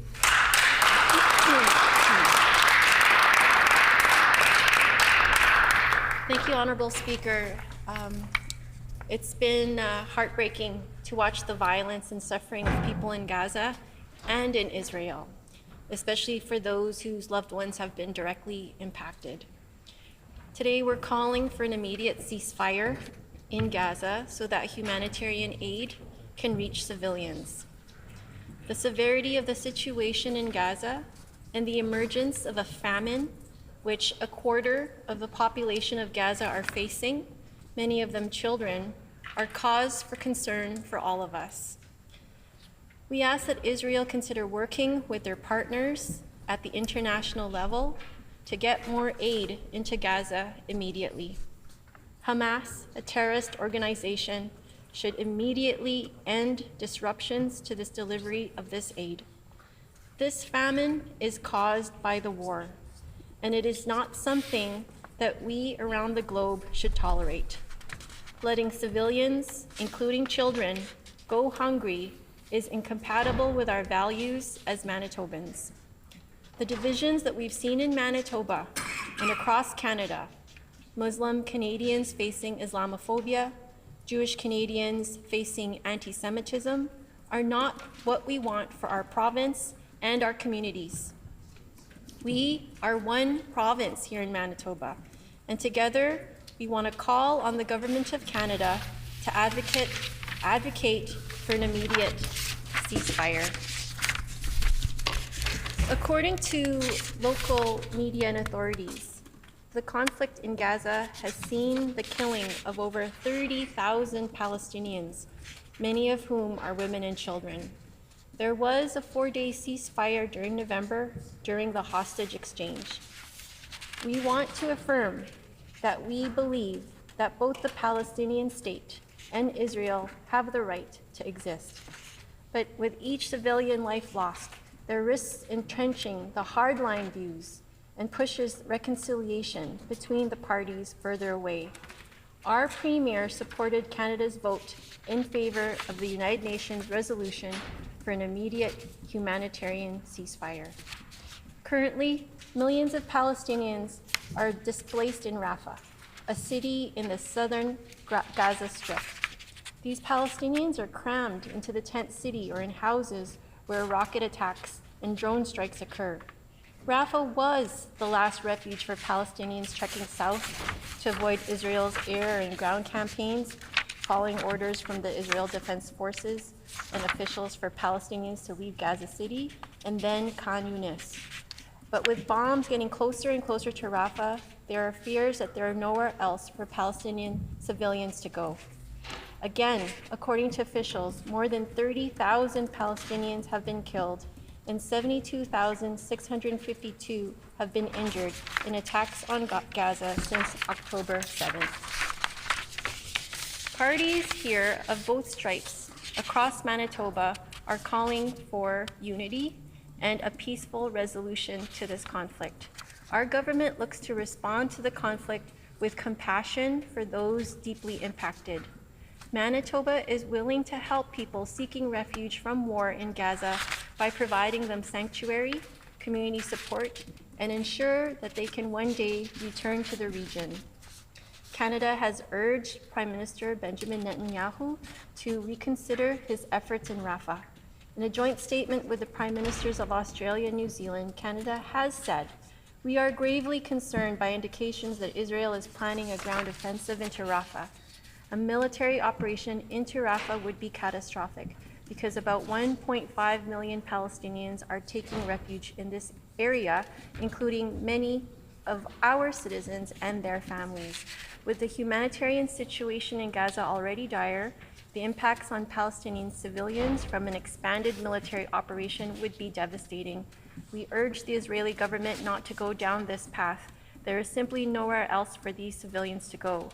We are asking for an immediate humanitarian ceasefire. Hostages must be released on both sides. The need for humanitarian assistance in Gaza has never been greater. Rapid, safe, and unimpeded humanitarian relief must be provided to civilians. Our government shares similar views with the federal government on the dire need for assistance in Gaza, and this is our commitment to Manitobans. Beyond calling for an immediate ceasefire, our government is also working towards reducing the hate and bigotry in our province. We do this by investing in our education system because our government truly believes that we are one people and hate has no place in our province. To reduce division in our province, our government has committed to the creation of anti-Islamophobia toolkits that come from Manitoba's Islamic community, as well as reducing anti-Semitism by including Holocaust education in the provincial curriculum. The reality here is that intolerance is not hesitantly or inherently within us. It is taught. And when we lack empathy for others, we are pushing for further division and hatred in our province. One way to tackle division and hatred is through education, and by educating Manitobans early, we will be reducing hate in Manitoba's future. Thank you, Honourable Speaker.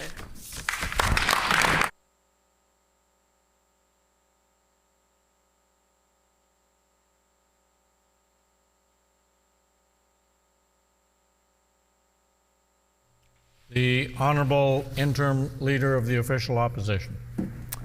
Thank you, Honourable Speaker, and I'd like to thank the Minister of Labour and Immigration for bringing forward this motion, which is, of course, as we know, a very important topic, not only for Manitobans, Canadians, and people absolutely worldwide.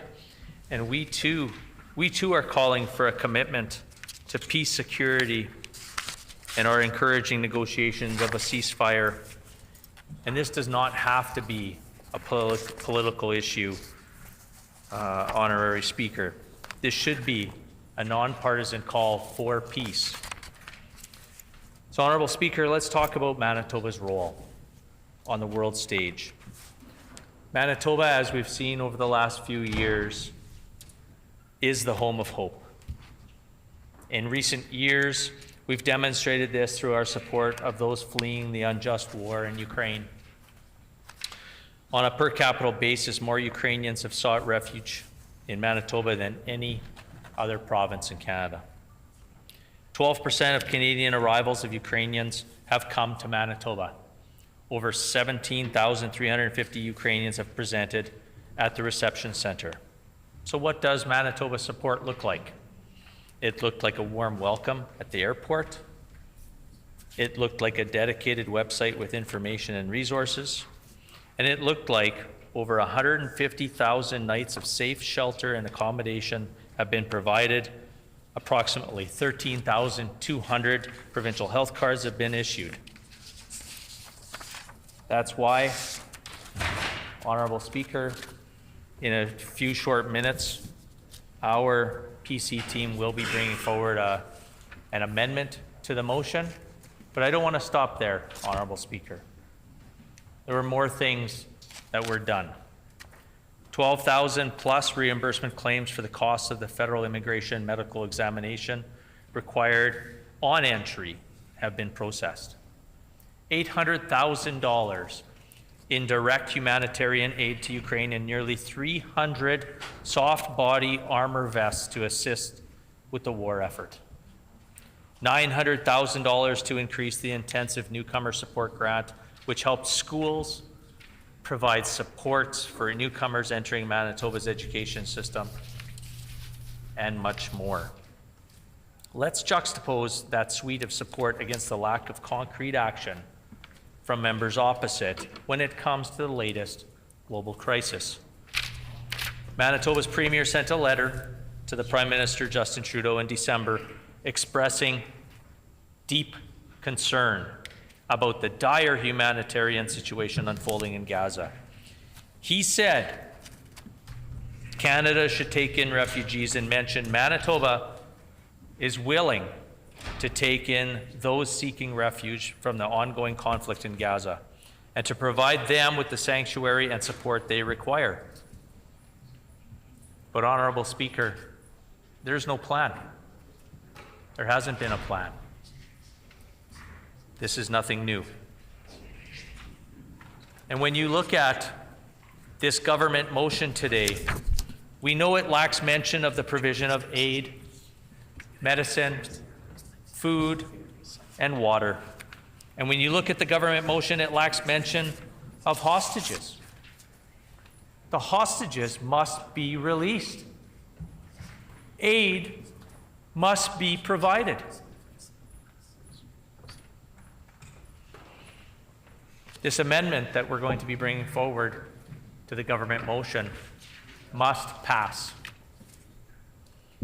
This latest round of violence between Israel and Palestine began after the Palestinian militant group Hamas launched the deadliest attack on Israel ever on October 7th. The resulting conflict has resulted in death and destruction. This is the sad culmination of decades of fighting rooted in a complicated history. Honourable Speaker, Manitoba will not solve this. This is one of the longest running conflicts in the world. But Manitoba can be specific about what it is that we are calling for. Manitoba can be sensitive to all involved. I worry that the government motion today would ring as biased to some. I worry that the government motion doesn't consider the complicated reality of the situation.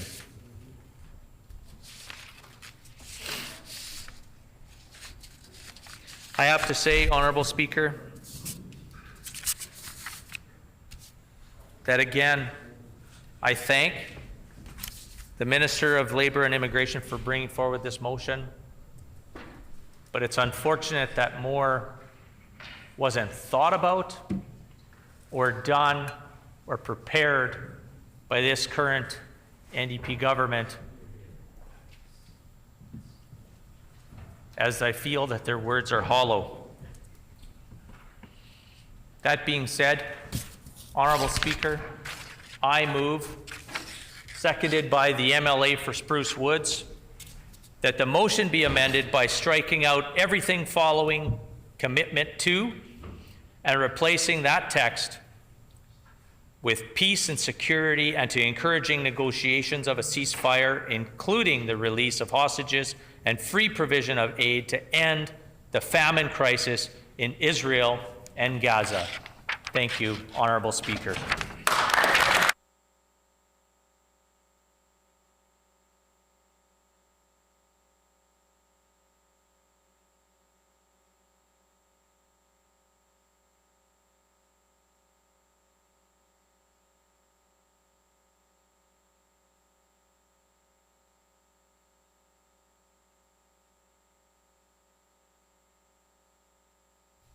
It has been moved by the interim leader of the official opposition, seconded by the MLA for Spruce Woods, that the motion be amended by striking out everything following commitment to and replacing that text with peace and security and to encouraging negotiations of a ceasefire, including the release of hostages and free provision of aid to end the famine crisis in Israel and Gaza. The amendment is in order. The floor is now open for debate on the amendment.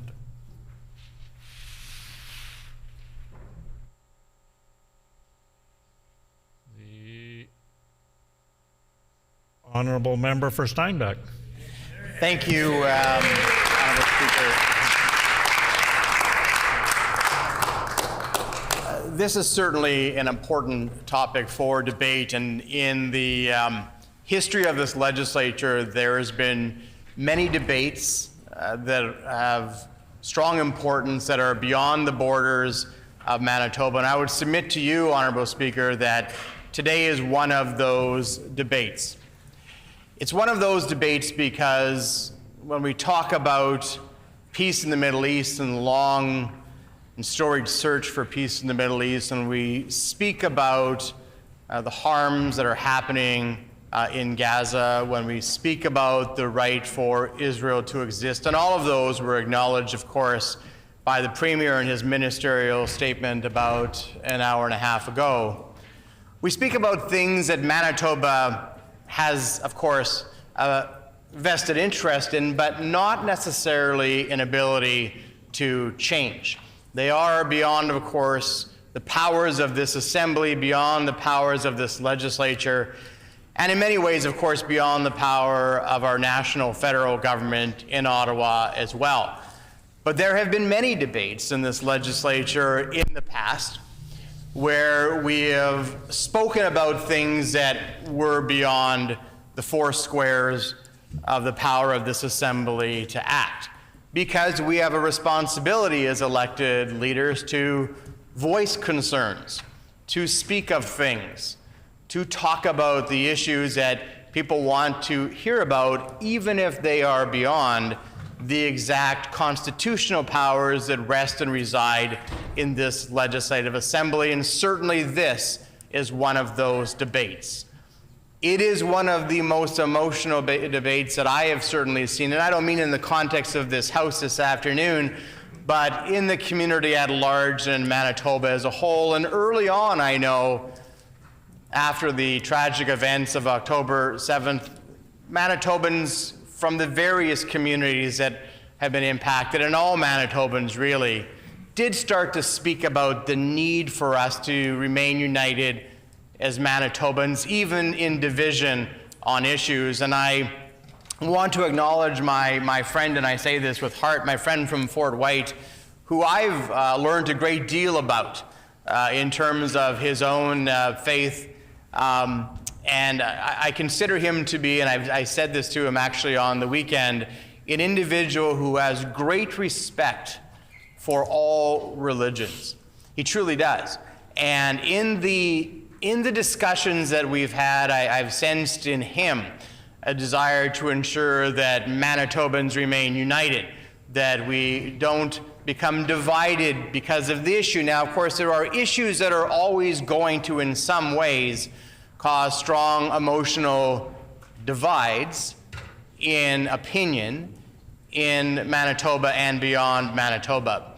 But just because we have differences of opinion doesn't mean that we have to be divided as people. And that is something I think in many ways that is being lost in the discourse today, not just on this issue, but on many issues that we debate in Manitoba and in Canada. We seem to have lost the ability to disagree with each other in a respectful and a civil way, and in a way that doesn't automatically dissolve and deteriorate into something much more personal and with longer term ramifications. And I appreciate, in particular, I appreciate all of my colleagues on this side of the House and many of my colleagues on the other side of the House as well, but in particular my friend from Fort White, who continues to educate me on a number of different things and the mutual respect that we have for the various faith positions that we both hold and that Manitobans hold more generally.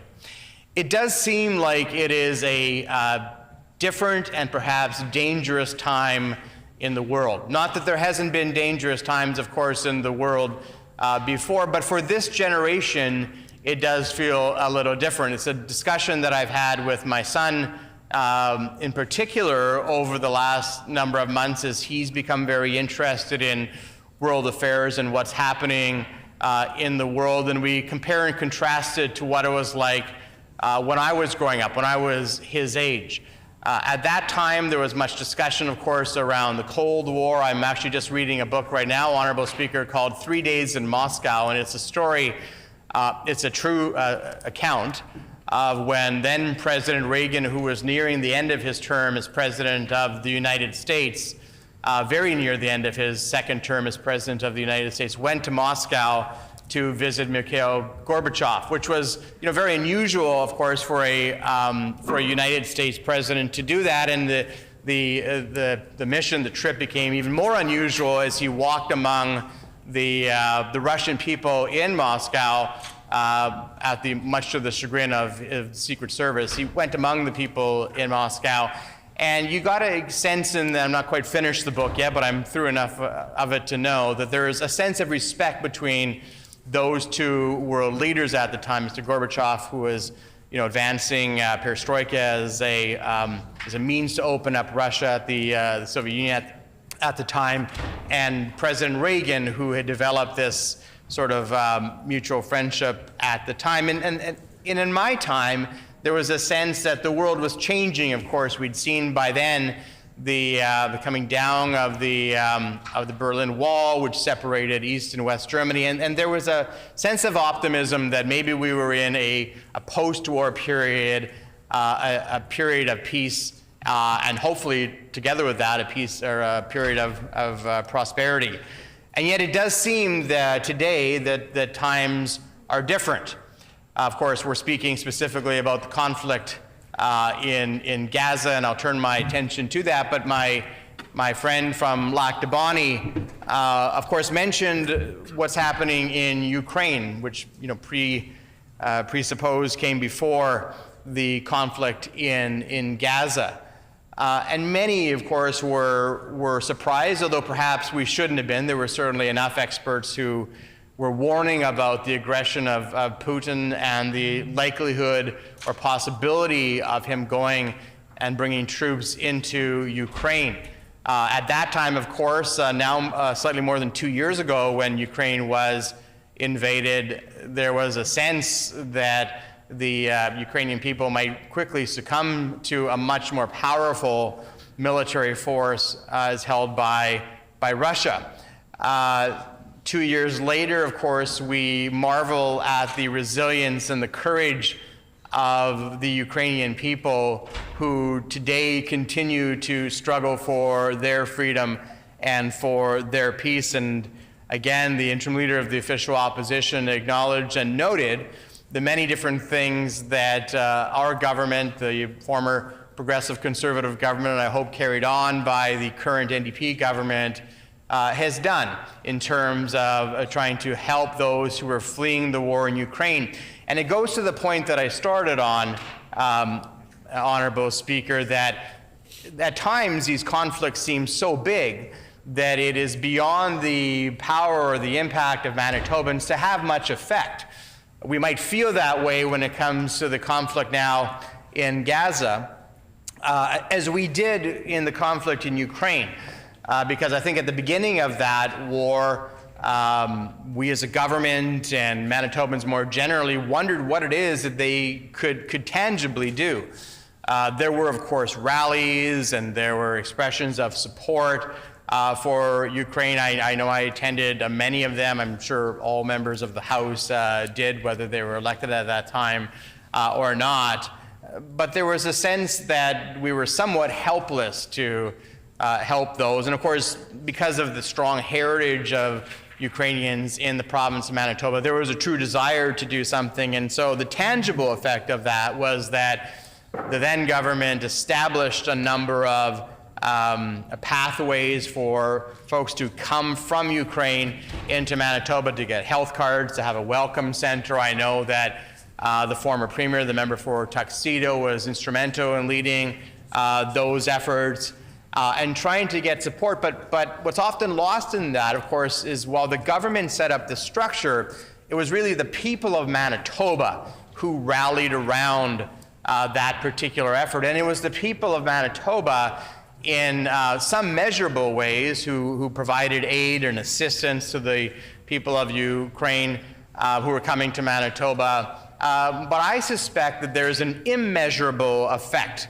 There's an immeasurable quantum of support that's been provided by Manitobans to Ukrainians who've come to our province, who maybe didn't come through the Welcome Center, who maybe landed in another city like Toronto or Edmonton, and then found their way to Manitoba because they had heard that there was so much support coming from Manitoba. So just like we might look at the conflict that's happening in Gaza and wonder what tangible effect Manitoba can have in that particular conflict, so too did many Manitobans wonder at the time of the invasion, the unjust and unjustifiable invasion by Vladimir Putin into Ukraine.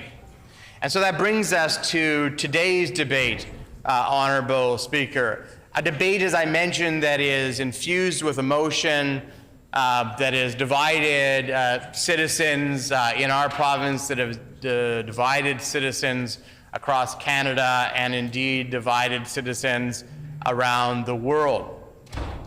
And when we look at the motion that was brought forward, I think that there were some important things that were missing, and that's not to criticize members of the government. I've been involved in writing government motions in the past, and sometimes it's a bit of a delicate process in terms of how to determine what to include or what to exclude. You sometimes don't want to overcomplicate things. You don't want to add too much. You don't want to have too little. But in this particular case, when it comes to the motion that was brought forward from my friends on the government side, I believe that they erred on the side of not including enough. They made a mistake by not having enough within it. One of the critical parts, I think, that was missing from the government motion that was included by my friend from Lac du Bonnet was the important aspect of hostages that were taken, of course, on October 7th. We know, of course, and we mourn the loss of life of those who were killed. I believe it's been stated that it's the largest loss of life of a Jewish citizen since the Holocaust in one day. And but of course, we also know that there are many who continue to be held hostage, even though some have been released. And I'm sure that all of us have been moved, because I think all of us would be moved by the expressions by families when we see rallies that have happened outside the legislature or at the Asper campus, where individuals are holding up pictures of those who are being held hostage, with their name attached to the picture. And in fact, we participated in a couple of those rallies and were provided with the placards of the pictures of individuals who were taken hostage. And it doesn't take much. All of us, of course, have a heart for these issues. It doesn't take much to try to put yourself into the place of a family who has lost an individual who's been taken hostage. And the countless nights worrying about those individuals, wondering, of course, what circumstances they're in, wondering if they're alive, wondering how they are doing. It is not difficult to imagine the heartache and hardship that those families are going through.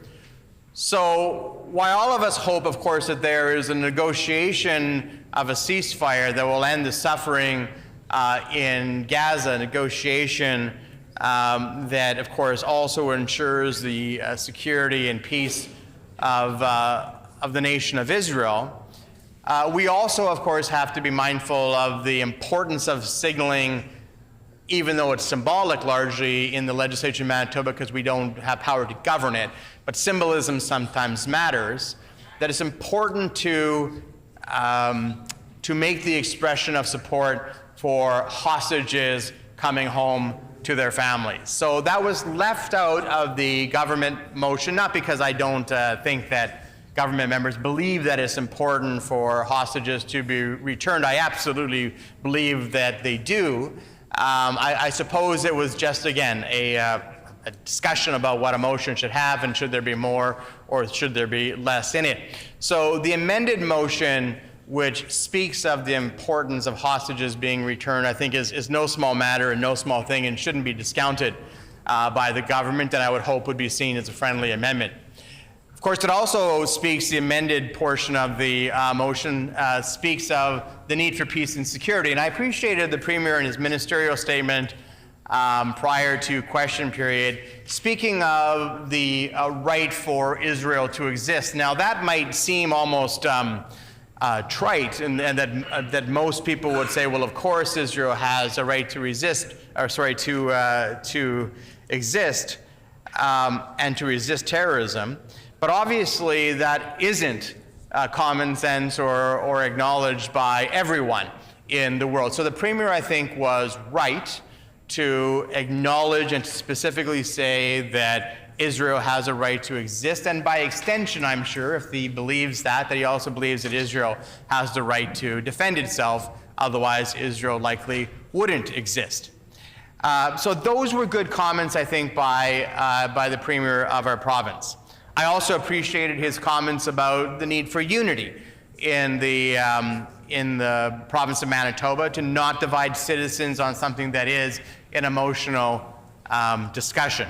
And he did mention in his ministerial statement the hardship that the people of Palestine are enduring, the famine, the difficulty getting medical supplies. Those are very, very important things for him to bring forward. Now, they aren't explicitly outlined in the government motion, and the amended motion speaks more of the importance of ensuring that humanitarian aid gets to Gaza and gets to the people of Palestine. That's a very, very important addition in terms of the amendment.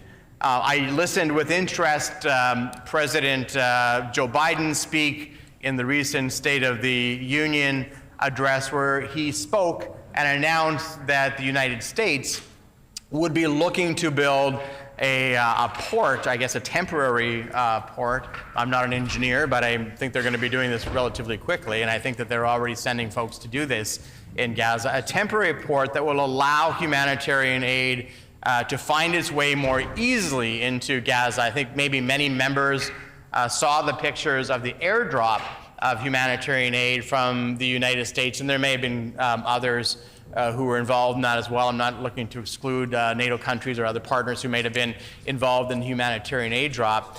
But these very large sort of crates that were dropped out of Army planes and found their way onto the beach and into the water. And then, of course, folks running to the aid. That was mentioned by President Biden, is not sufficient, and it is not going to provide the volume of aid that is needed into Palestine and into the Gaza area. So my understanding is already there are Americans who are on their way to help to build this port so that aid can more quickly flow into that region. These are very, very important things. The thought out and I think a measured amendment to this motion, which speaks to peace, which I think all of us are hopeful for, which speaks to security, which I think that all of us are hopeful for, and which of course speak to the need for humanitarian aid, are very, very important. But also, of course, then the need to ensure that hostages are brought home.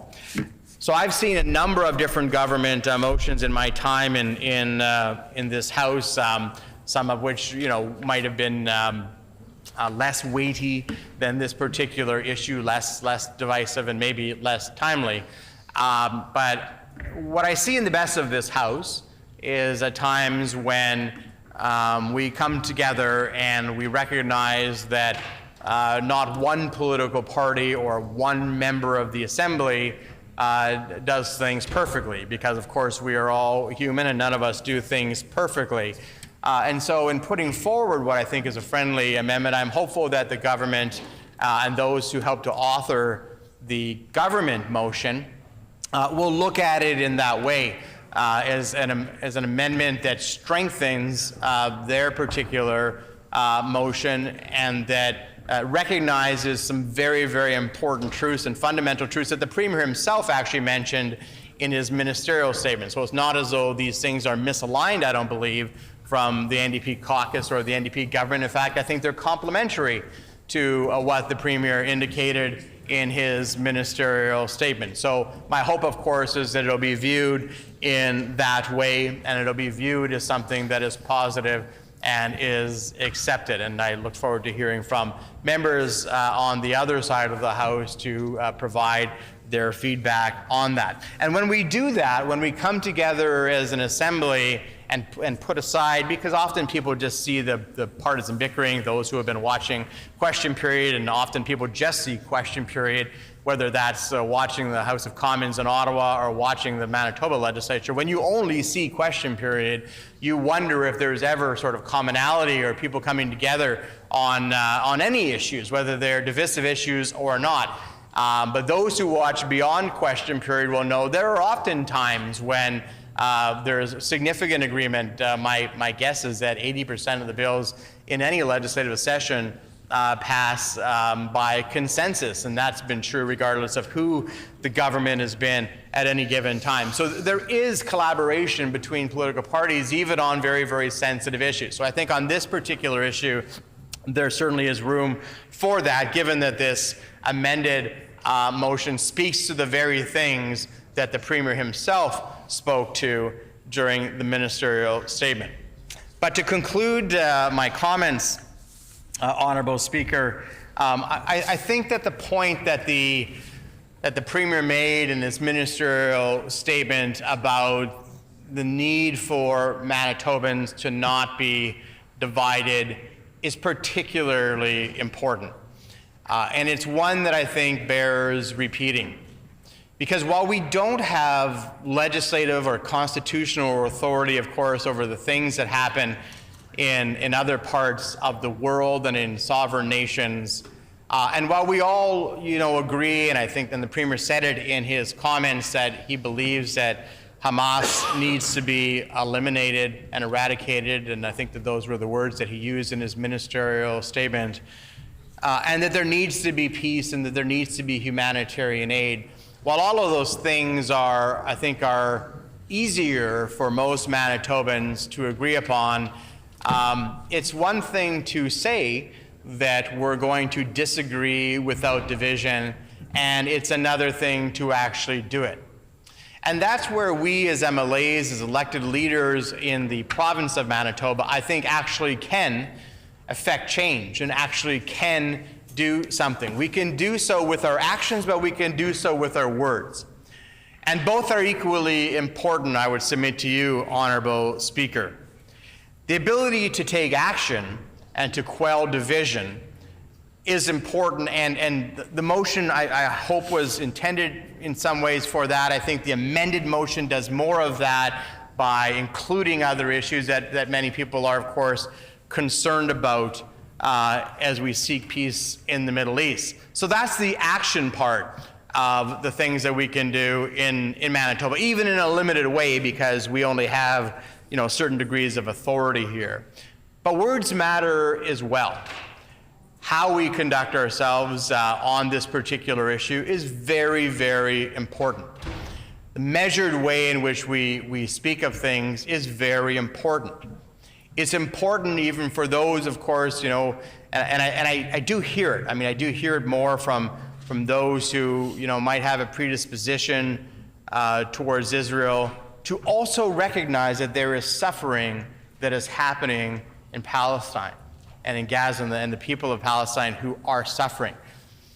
I think that is important to recognize that.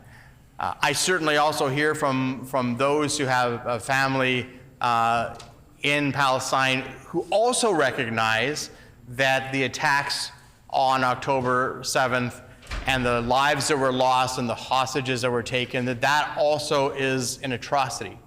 And it is important in any debate, particularly an emotional debate, that we stop first before we give our position on our side of that emotional debate to look at the other side, to try to get a sense of what the other side is feeling and what another person might be feeling, because only then do we have real empathy. And only then, I think, can we provide words that aren't hostile or divisive or intended to cause further debate, but perhaps can look for a resolution which ultimately in this situation, and I know that the journey, the almost endless search for peace in the Middle East feels that way. It feels endless, and maybe more so today than it has in the past decades.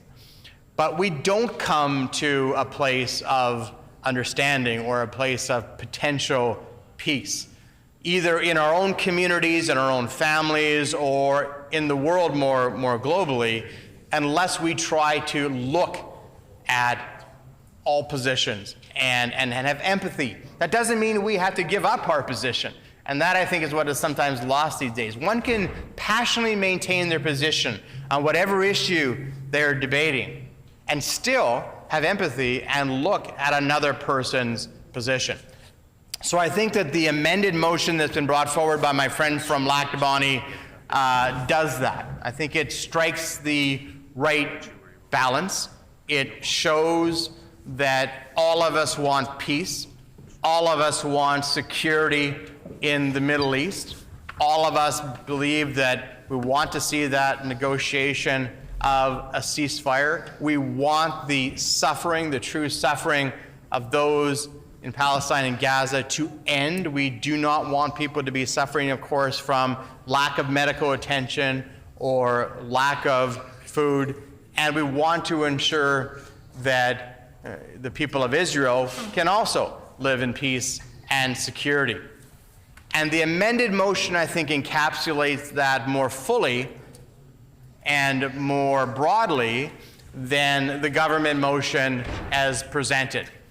So as I conclude my comments, as I know my time is running short, I hope that the government will look at, I believe this is the first motion that's been brought forward by the government since they've come into power. They can correct me if they're wrong, if I'm wrong on that. But I believe it's the first motion that's been brought forward by the NDP government. And I think it would be fitting if, as their first motion on a very serious and significant issue, they were able to accept the amendment in the spirit that has been brought forward, is one that looks to ensure that the divisions in Manitoba are not as significant as they might otherwise be on such an emotional issue, that allows us to find a place where neighbors can live with neighbors, and those people who have different views can have those views expressed respectfully. And I'll conclude where I began, Honorable Speaker, and that is that there are demonstrations of that. People can come from different religious backgrounds, people can come from different faiths, people can come from different parts of the world, and they can respect each other. And they can grow in their respect for one another, and they can learn from one another, and they can come to an understanding that maybe they didn't have before.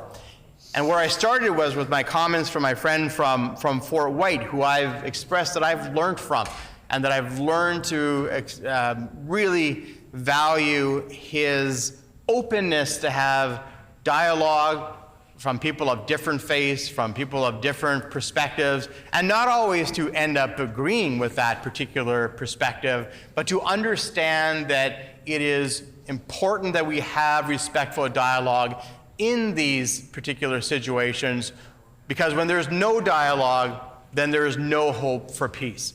So I've appreciated my friend from Fort White and the different perspectives that he has brought to this particular issue, as I do all of my colleagues on this side of the House and on the other side of the House, because it is only in respect and it is only in dignified discussion, even in division, that we have an ability to stay together as a people in our province and hopefully set an example for the next generation that being divided or being dismissive of another person's opinion doesn't actually move a situation forward or to a resolution. So I hope that the government has had the opportunity over the last, I suppose, half an hour now to review the amendment, and I hope that they will stand up and be able to agree that it's an important amendment, and all of us can send a strong signal that Manitoba remains united together and that we're going forward as a province that might have different opinions as people, but still all is one Manitobans. Thank you very much.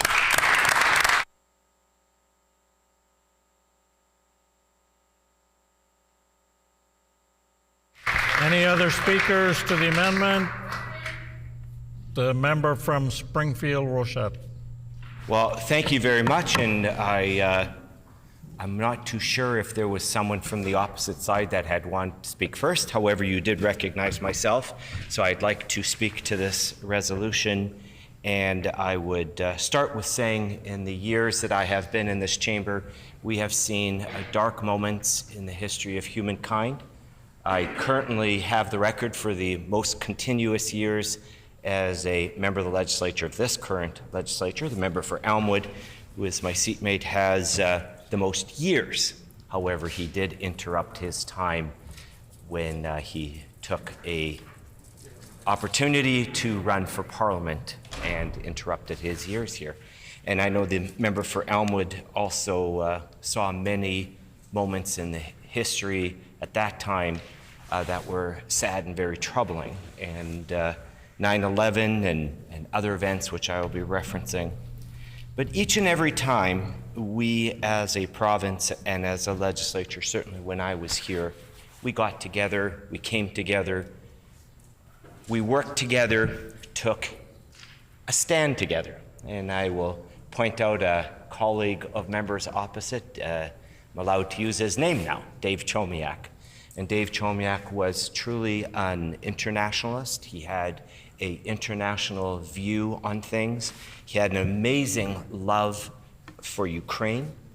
He and Len Durkach got together, and we declared various milestones for the Ukraine community. This is before even the invasion of Ukraine by Russia. And we always got together. In fact, I believe the one resolution to declare Ukrainian Heritage Day, I believe that was a unanimous motion that was put forward by, moved by Minister at that time, Dave Chomiak, and I think it was seconded by Len Durkach, member of the opposition.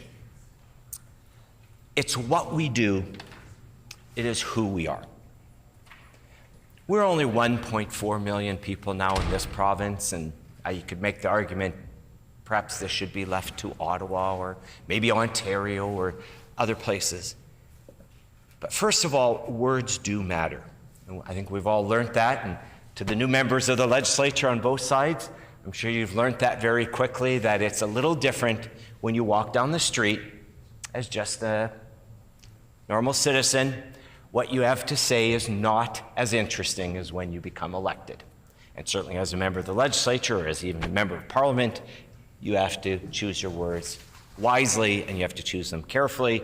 And from time to time, members have stumbled, I being one of them, and I would say to all members of this House, from time to time, you too will stumble. On these issues, we want to choose our words carefully, as we have done through our history of this chamber. We want to make sure that although our voice is small, that we speak it with clarity and we speak in a voice that is reasonable and that is fair and that is balanced.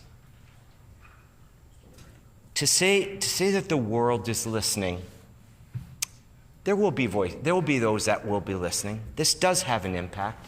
And what if every legislative chamber around North America would have one of these debates, would come together and have this conversation? Eventually it becomes a tsunami. Eventually it becomes a groundswell. And people do listen to this. And it has to start somewhere.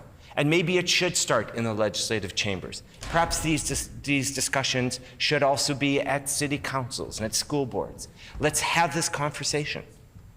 Because what's happening right now, we as 57 legislators in this beautiful and dynamic and gorgeous building that I, for one, have been privileged and honored to be able to be in for a few years, for some years. And it's important to have these debates. It's important to have these conversations, to take on these issues. And we are facing some very, very dangerous times in our life.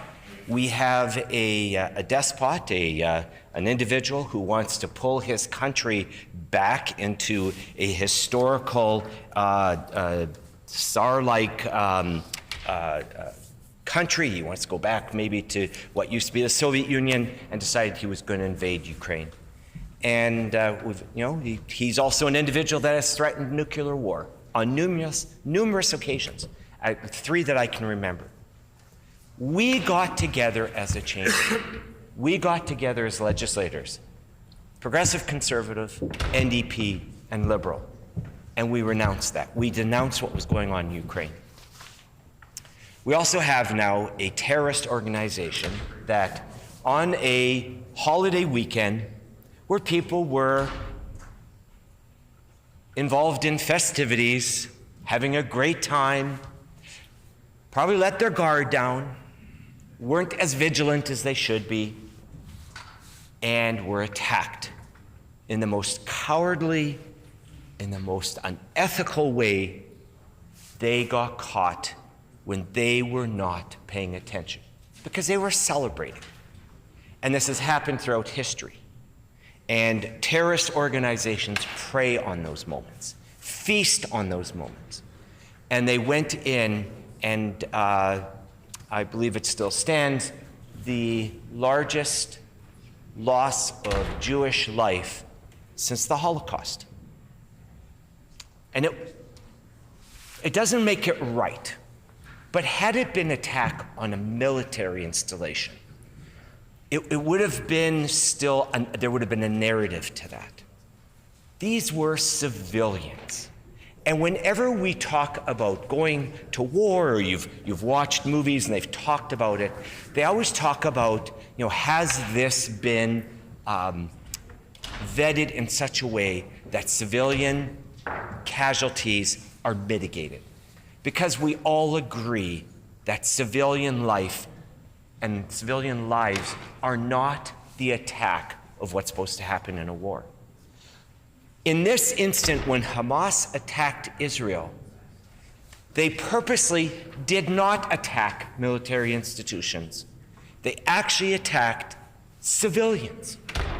It was an organized, complete, and total attack on civilians. Men, women, and children. In fact, there are still hostages that are missing. They're presumed alive, some of them. They took hostages.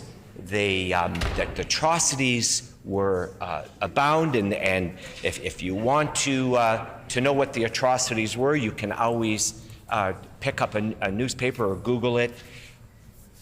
As someone who takes family incredibly important, I love my family. I love what my family does, and I can read the headlines of most of these. I find I can't read the articles and I can't read the details. It's too harmful. I'm not too sure it does my soul any good. I'm not too sure it helps me anyway. I just know that these atrocities were heinous at best.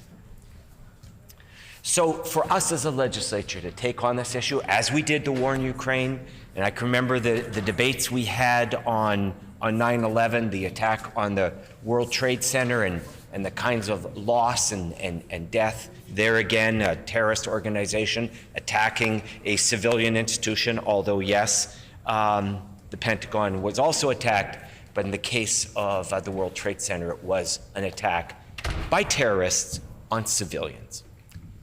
It's exactly the same thing that happened in Israel. So for myself, who is self-proclaimed, I've said this in this chamber, this is not something that should be new to anybody. And I've said this over and over again, I am a Prime Minister Stephen Harper conservative. I believe in the right of Israel to defend itself. I believe in the right of the Jewish people to exist. I believe that the Jewish people have a historical claim to their lands, which we refer to as Israel. And I believe they have all the rights of every other country to defend themselves And that's what they have done. The attacks on their country, the attacks that took place, were no different than the cowardly attacks that took place in 9/11, or for that matter, Pearl Harbor. Numbers a little bit differently, the details of it a little bit differently, but when Hamas attacked Israel, it was no different than what happened in Pearl Harbor. And yes, after Pearl Harbor, the United States entered the war and defended itself. 9/11, the United States went to war and defended itself. Took longer than they had wanted, but eventually the perpetrators behind it were brought to a justice that was rightfully meted out. And that was viewed as a right of the United States to defend itself, as other countries over the years through the history of our civilization. We now see that what's happening in the Middle East is there are casualties on both sides, and there is a desire to start bringing relief to individuals who, for no other reason than the geography they live in, that are caught up in this war. And it makes no difference if it's historically through time, World War I, World War II, Vietnam, Korean War, and the wars continue on. Civilians always get caught up. And as much as you try not to involve civilians in this, Israel's retaliation, it does get, civilians do get caught up in this. And I think we all see that. And understanding that, certainly from the speech given last week by President Biden, where he made it clear they're going to bring aid into the Middle East, that is important. Aid has to be brought in, it has to be distributed, and we as a country have been incredibly good at this over the years as peacemakers. Canada has a heritage and a tradition. That's why I think it's important we have this debate today here in Manitoba, because that's something we've done as Canadians, and perhaps there is a role for us in this, in that we get towards peace and allow for those civilians on both sides who are now caught in the crossfire of a war between Israel and Hamas, and that we bring relief to those individuals. I would suggest that we be careful with this resolution, and it would have been perhaps advisable. I say this to the minister who brought it forward. Would have been nice if on the weekend we could have been notified on it. I think we would have appreciated a heads up rather than just 10 or 11 o'clock this morning getting an email and being told about this. I guess I would also ask the minister and the government, was there a consultation with the Jewish community? Was there a consultation with the Muslim community? Because they're all concerned.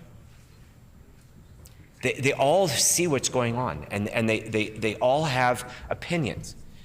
And my colleague from Steinbach talked about that we can disagree. We just don't have to argue and fight about it. We're going to disagree on certain levels, and there's going to be disagreement in degrees.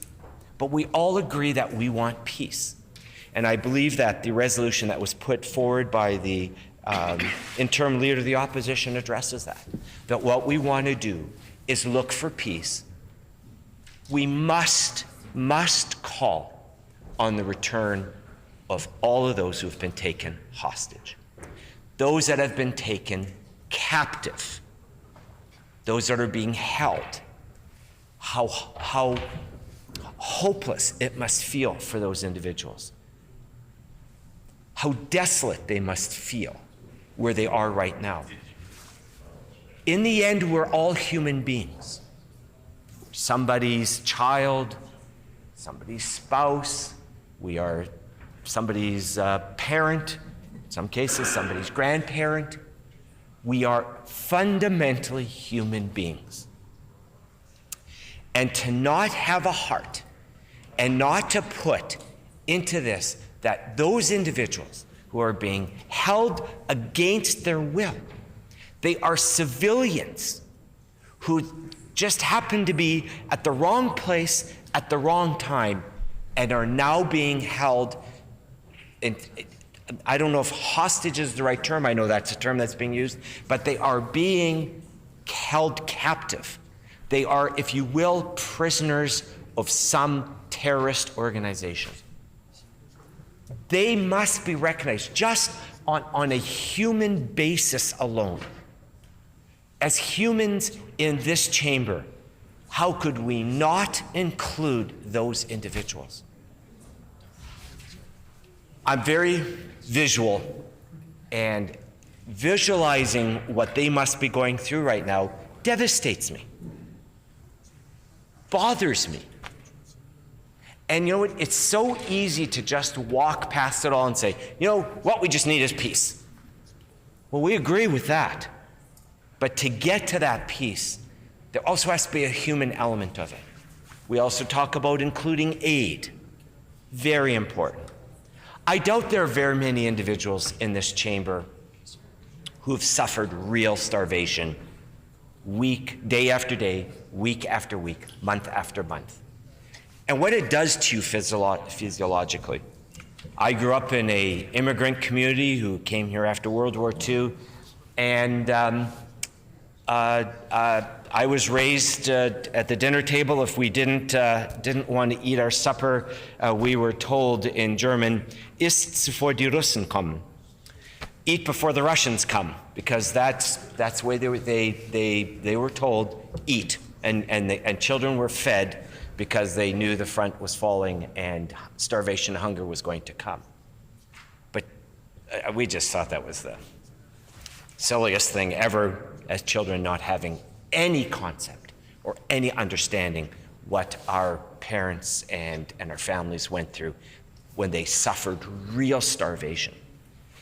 To not have included aid, I think, is an unfortunate oversight. And I'm sure it was an oversight.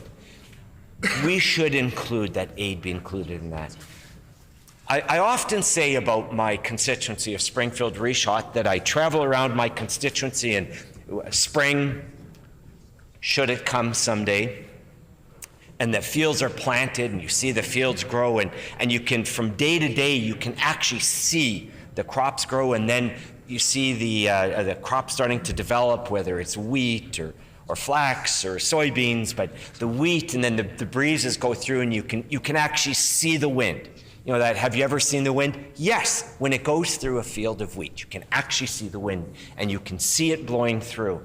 And in my heart, I know, and I've said this over and over again in my constituency, that there will be some child somewhere in the world that more than anything else, when that child wakes up, would like to have food in his or her stomach. They want something to eat. And because of the blessing of Springfield and Reshot and Winkler and Morden and Steinbeck and out west, all of our colleagues on the southwest corner and throughout this great prairies that we have here in North America, because of that, there is food for children and people in the world to eat. And that is important. But I know that because of this war, there are children right now who are not getting food. And it just drives me around the bend to think that somewhere a child looks at a parent and says, I'm hungry, I'm starving. And the parent can't provide the sustenance. It's easy for us to talk about it.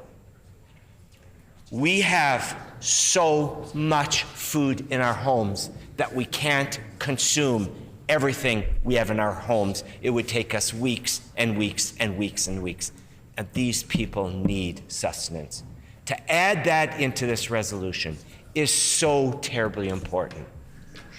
We must, as Manitobans, where we have such an abundance, 80% of what we produce, we have to export. It is inconceivable that 1.4 million people would eat everything that we produce. Of course not. We send that somewhere else.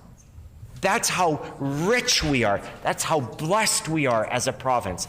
That's the wonderment and the beauty. And if you've ever walked through a field when after it rains and the gumbo and the soil, it's so beautiful and it sticks to your shoes. It's almost like concrete. And you throw some seeds into the ground, you can almost watch it grow. We have to have an understanding, those of us who have such an abundance, we have to have an understanding for those who don't. And right now there are people in the world who don't have that abundance. And having raised 3 children myself, and I know how hungry children are in the morning.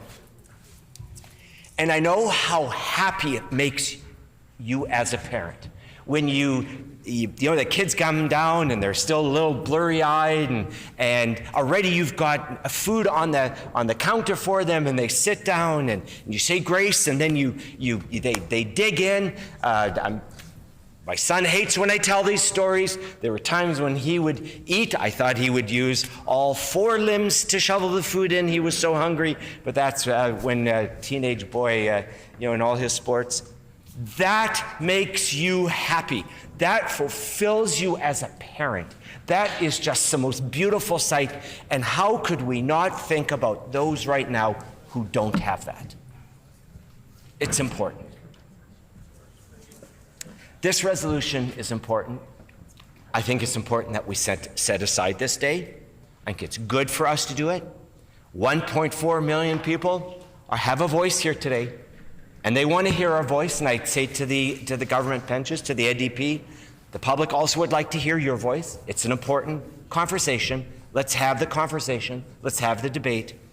It's important that we include different aspects of this legislation. And I'd like to point out that over the years, like we did with Ukraine, when the war broke out and we had those incredibly, bitterly cold rallies on the front steps, I don't think the individuals who built this legislature, and they did a great job, and I'm not here to criticize the architects, but my goodness, they could have never envisioned how cold those steps can be in winter. In fact, there was a time we had, there was a rally for the Sikh community. There was a very serious issue taking place in the Punjab, and because it was more of a religious ceremony, we on the steps had to take our shoes off. And if it isn't cold enough to stand on those steps in that wind, we had to take our shoes off. We stood in our stocking feet. And it was bitterly cold. We did that for Ukraine. That was important. We also, for Israel, we've done a lot of things. In fact, just within the last year, we did the Jewish Heritage Month Act. I understand now we're going to be doing, there's a private member's bill coming forward regarding Ramadan and the Muslim community. That's what we do. That's who we are. We are Manitobans. They always say, if you're going to go anywhere as an immigrant, the best place to land is Manitoba. We help you find where the grocery stores are. We help you open up a bank account, how to access medical things, which bus to take. Who hasn't, walked past somebody you could tell they're fairly new to the country. And I've done this from time to time and said, I'll give you a piece of advice, but there's these things called socks. And they look at you a little confused and you say, it'd probably be a lot warmer if you wore socks in those shoes, and have actually gone and bought somebody socks and said, okay, you have to put these on your feet. That's who we are as a province. That's what we do as a people. We reach out. We have a heart. We take interest in what's going on. And that's why this debate is important, and I'd encourage members opposite. It doesn't have to be a long speech, but it is important to put words on the record and show support for these individuals. The Middle East is a troubling area, and I've never been. I would love to go. I would love to go to the Middle East.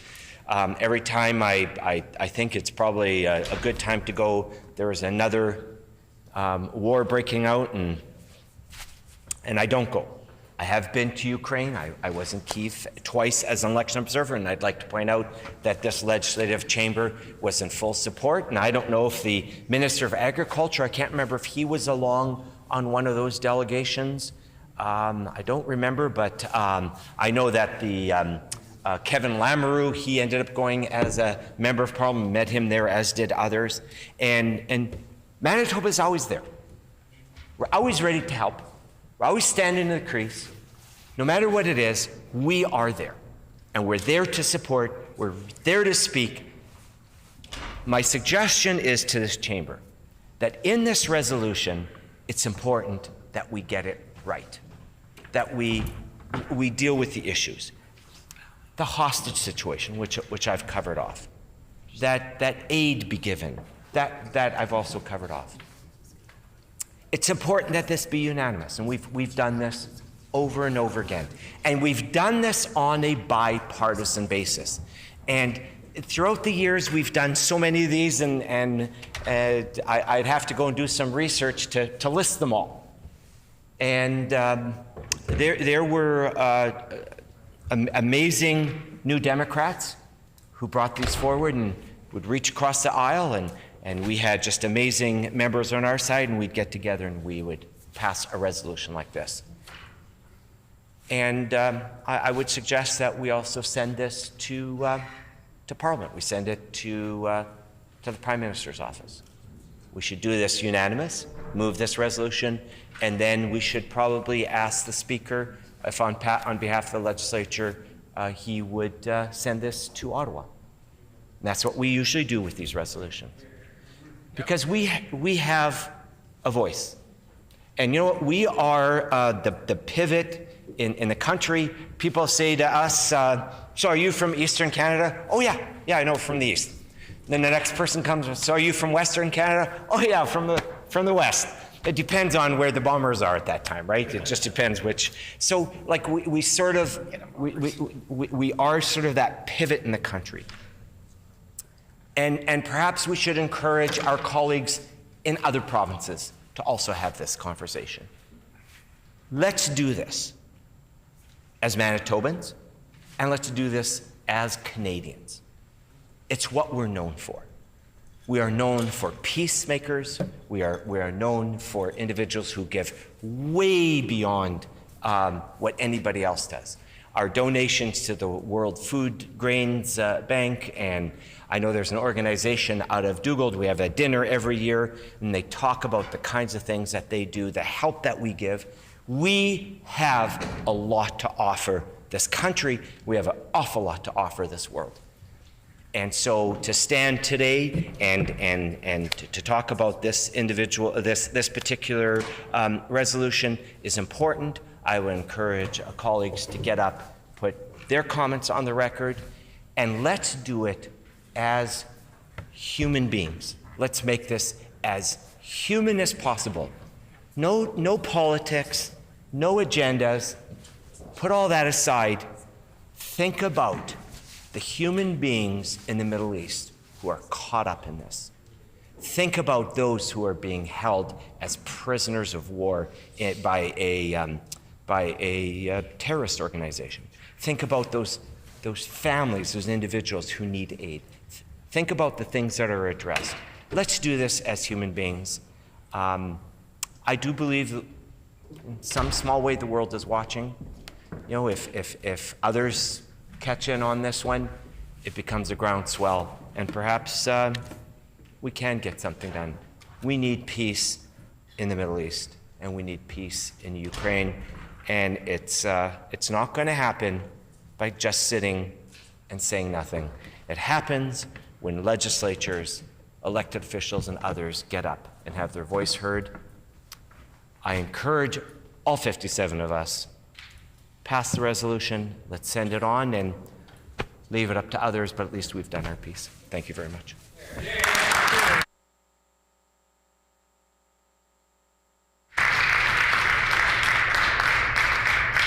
The honourable member for Fort White.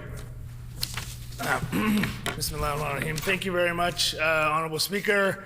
Sorry for my hesitation in standing up. I assumed somebody from the NDP would want to stand up and discuss this important motion that they brought forward, although I know it is an amendment, and we brought forward the amendment, that someone would stand up and speak to the importance of this. If they claim that this is so important and the Premier made such a passionate plea for it, why will no one speak to the amendment that we're bringing forward? And I will say inevitably, they're probably going to vote our amendments down. So if they're going to vote it down, why are they not getting on the record now and saying why they don't agree with our amendments?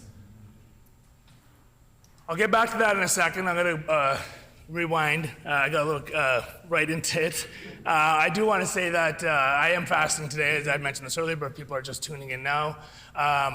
I am fasting today, so I will be, I haven't had anything to eat or drink from 6:21 a.m. today. So speaking for half an hour is very hard on an individual. My mouth is going to get very dry and I'm going to pause at times, so I apologize for that. I will try to make sure I can keep going and that you can hear my voice properly, but I do apologize. Also, when I'm going through a fasting state, you're really hungry. I'm hungry. What is it now? 4:20, and I haven't eaten, and I'm hungry, I'm thirsty, and all of that pales in comparison, and I am embarrassed and ashamed to even mention that, because children are dying and starving all across this world. Children are dying in the conflict that's happening in the Middle East.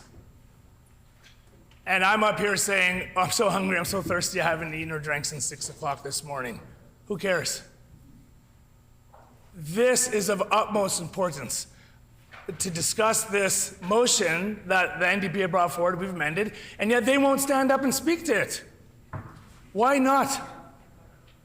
I will also say I have 27 minutes and I'm going to be overtly passionate about this. I am the only Muslim in this chamber, the only elected in the history of this province, and this motion directly speaks to millions, billions of Muslims around the world, and not one phone call, not a text message, not a walk across the hallway saying, hey, we're bringing this forward. Do you want to talk about this? Nothing. And now they want to heckle me.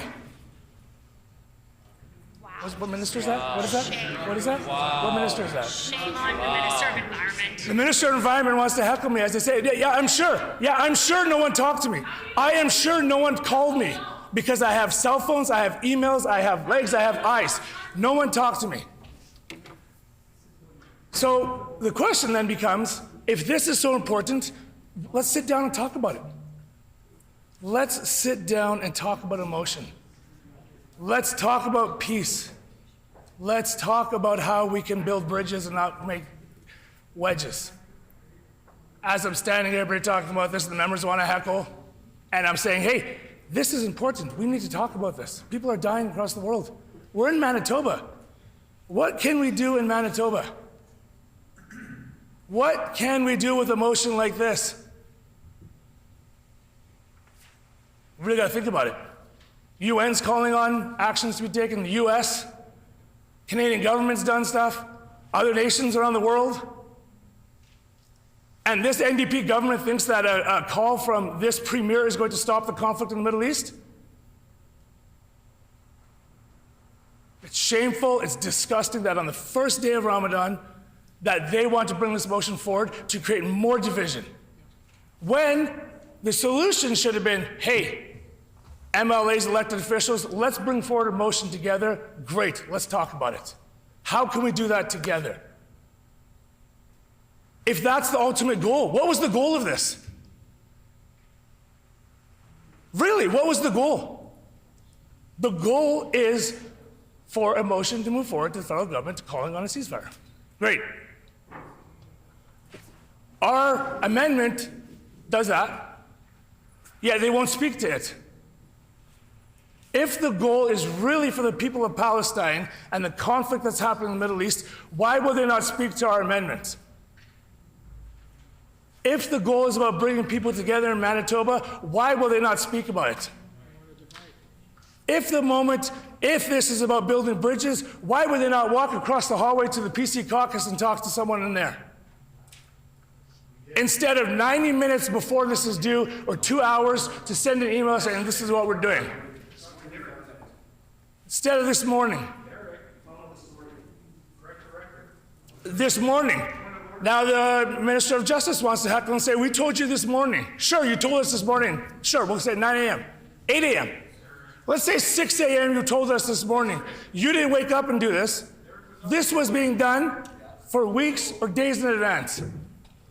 If the motion is to bring it forward and to bring Manitoba together, why not have that conversation instead of just saying, hey, here it is? Apologize, mouth is going to dry. Minister of Justice wants to laugh at that. Member from Cordia thinks it's funny that I have a dry mouth and I'm up here passionately speaking while I'm fasting. It's okay. We understand where this government comes from. It's okay. Manitobans know. So when you talk about bringing this motion forward, and in the interest of trying to end the conflict in the Middle East and have a ceasefire, they bring their idea forward, we bring our idea forward. You go, okay, let's look at the ideas. Because if the ultimate goal is the same, and we agree on that, let's talk about the ideas. Your motion calls for a ceasefire in Israel and Gaza, war to address famine crisis. Okay? Ours says towards a ceasefire to end the famine crisis in Israel and Gaza, if you skip to the last line. So what's the problem? And this is really important. I really hope Manitobans and maybe that side and will wise up and they can just tune into this next minute here. Their motion says that the Legislative Assembly of Manitoba affirm our commitment. Pause there. Ours says the exact same thing. Then it goes immediately call for a ceasefire in the Israel-Gaza war to address the famine crisis. Ceasefire, Israel-Gaza war, famine crisis. Our motion, ceasefire, Israel-Gaza war, famine crisis. Essentially, almost the exact same thing. But what's better than almost? You guys, about the same.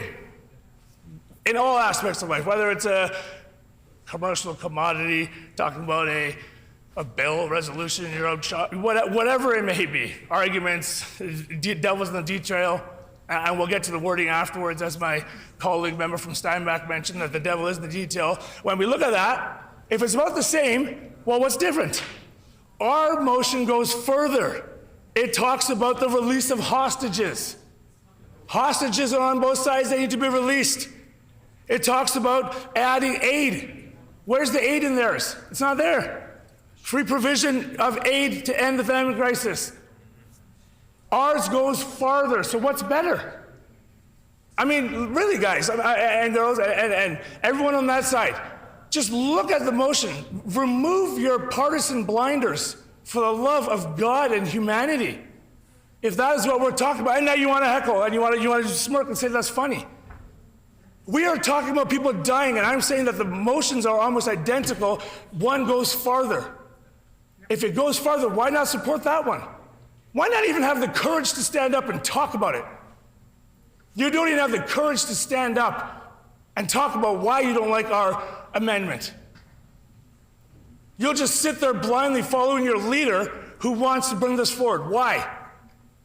Ask yourself why. It is about further dividing. You might want to talk a mean talk over there, you talk a great game, and then you want to talk about this issue happening. You want to talk about people dying. You want to talk about bringing people together. You bring people together. Where's he from? Where's he from? Where's he from? Where's he from? A member from Riel wants to sit there and chirp at me. He's had plenty of opportunity, and he's doing it again. The member from Riel again can stand up when he has his moment and talk on the record. And yet the member from Riel wants to go over and over again about something that we're not talking about the motion here. If the member's not clear, we are talking about the conflict in Israel and Gaza. We are talking about the motions that you on the NDP side do not have the courage to stand up and say why this is not, why our amendment is not in favor of you. And again, the member from Riel wants to go over and over again. I'll digress, I'll continue on. If the motion, Honorable Speaker, is really about bringing people together, the motions we already talked about essentially call for a ceasefire in Gaza and end to famine crisis. Honorable Speaker, our motion goes farther. It calls for return of hostages. It calls for provision of aid. They don't want to support that. Why? Why would you not want to support a motion that goes farther upon something you want to do? We saw the same thing. Sorry, apologize. We saw the same thing in the fall session with the gas bill. And I'll digress for a minute, if the Honorable Speaker allows me to, for just 1 minute, I'll come back to this.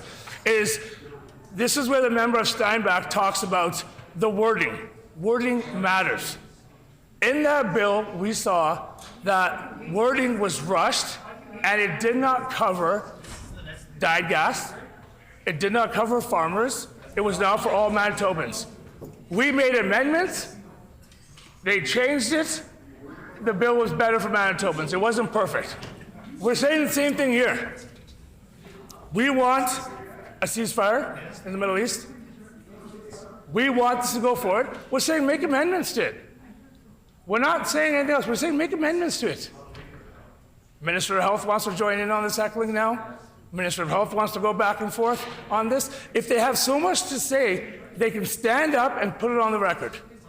They can talk about their concerns with the amendments. Minister of Justice wants to keep heckling, and yet this is the government that's acting. The government is shouting down. The government is shouting down a Muslim member on this side of the House, mainly because I'm trying to push forward a better motion. The Justice Minister, and this is Manitoba didn't know this is a Justice Minister. We're talking about people dying. And he wants to shout me down because I'm saying we are offering a better motion. You don't think it's better? Thank you. Mouth is just, apologize, Mr. Speaker, mouth is just really dry.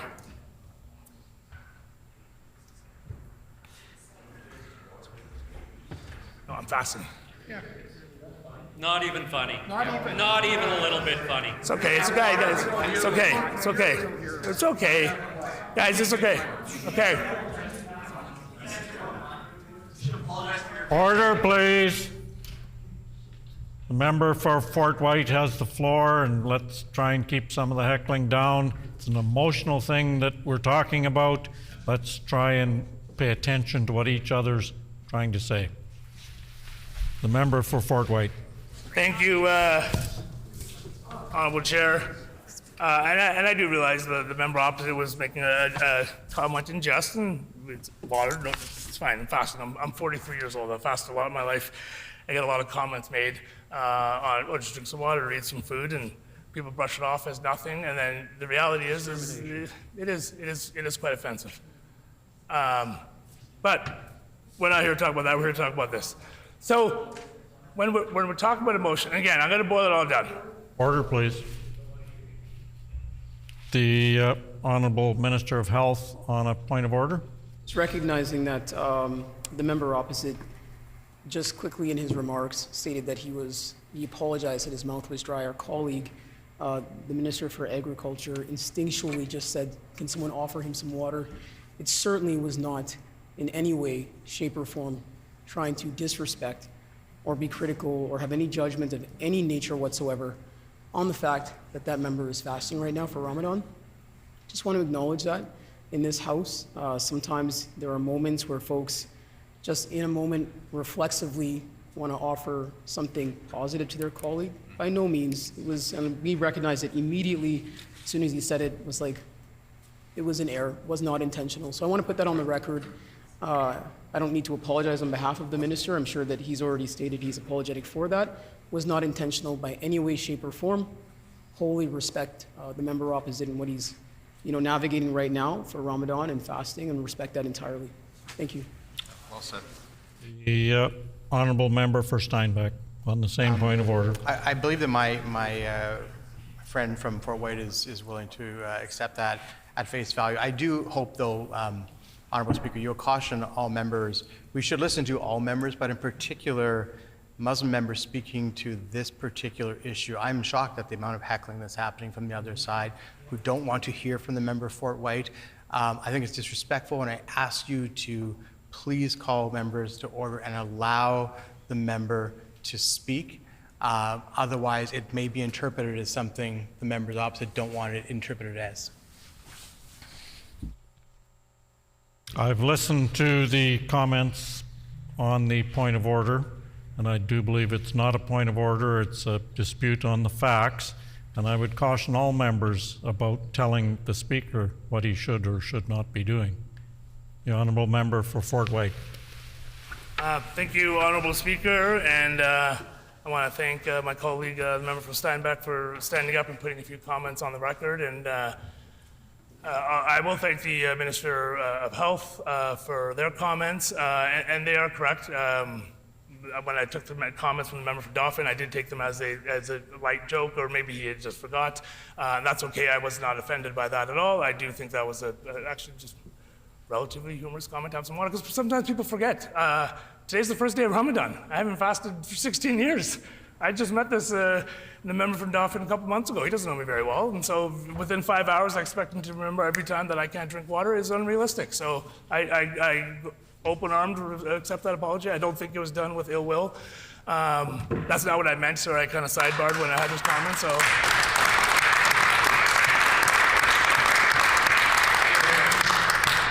And I do want to thank the member for Union Station for bringing that up. It's a very important point, and I do want to acknowledge that I did not take that personally, so we're all good there. So that's important. And that's an important interaction that I think just really happened here in the House. Even as adults, we can learn that for something different. And there are a lot of different things happening in the world. There's a lot of changing things happening in the world. We live in a very different world than what we grew up in, even pre-pandemic, but let's go back 10, 15, 20 years. It is a changing world at a pace that I don't think we've ever seen throughout mankind. And we have to do our best to try. And at times we will say things that will offend each other, but we are all adults. Let's hopefully have a conversation about it. The heckling in the House is part of it. I understand that. The heckling on the House on an issue of this importance, I am quite distraught that the members opposite want to yell out issues that happened in the past, whether it be parental rights or the campaign or finances. Sure, we can discuss all of those things, but we do it at another time. We don't do it when there's millions of people dying or hundreds of thousands at risk and 1.4 million people displaced, 45,000 people being killed. We do it at times more appropriate for that instead of heckling over and over again. The members opposite have that much of an issue.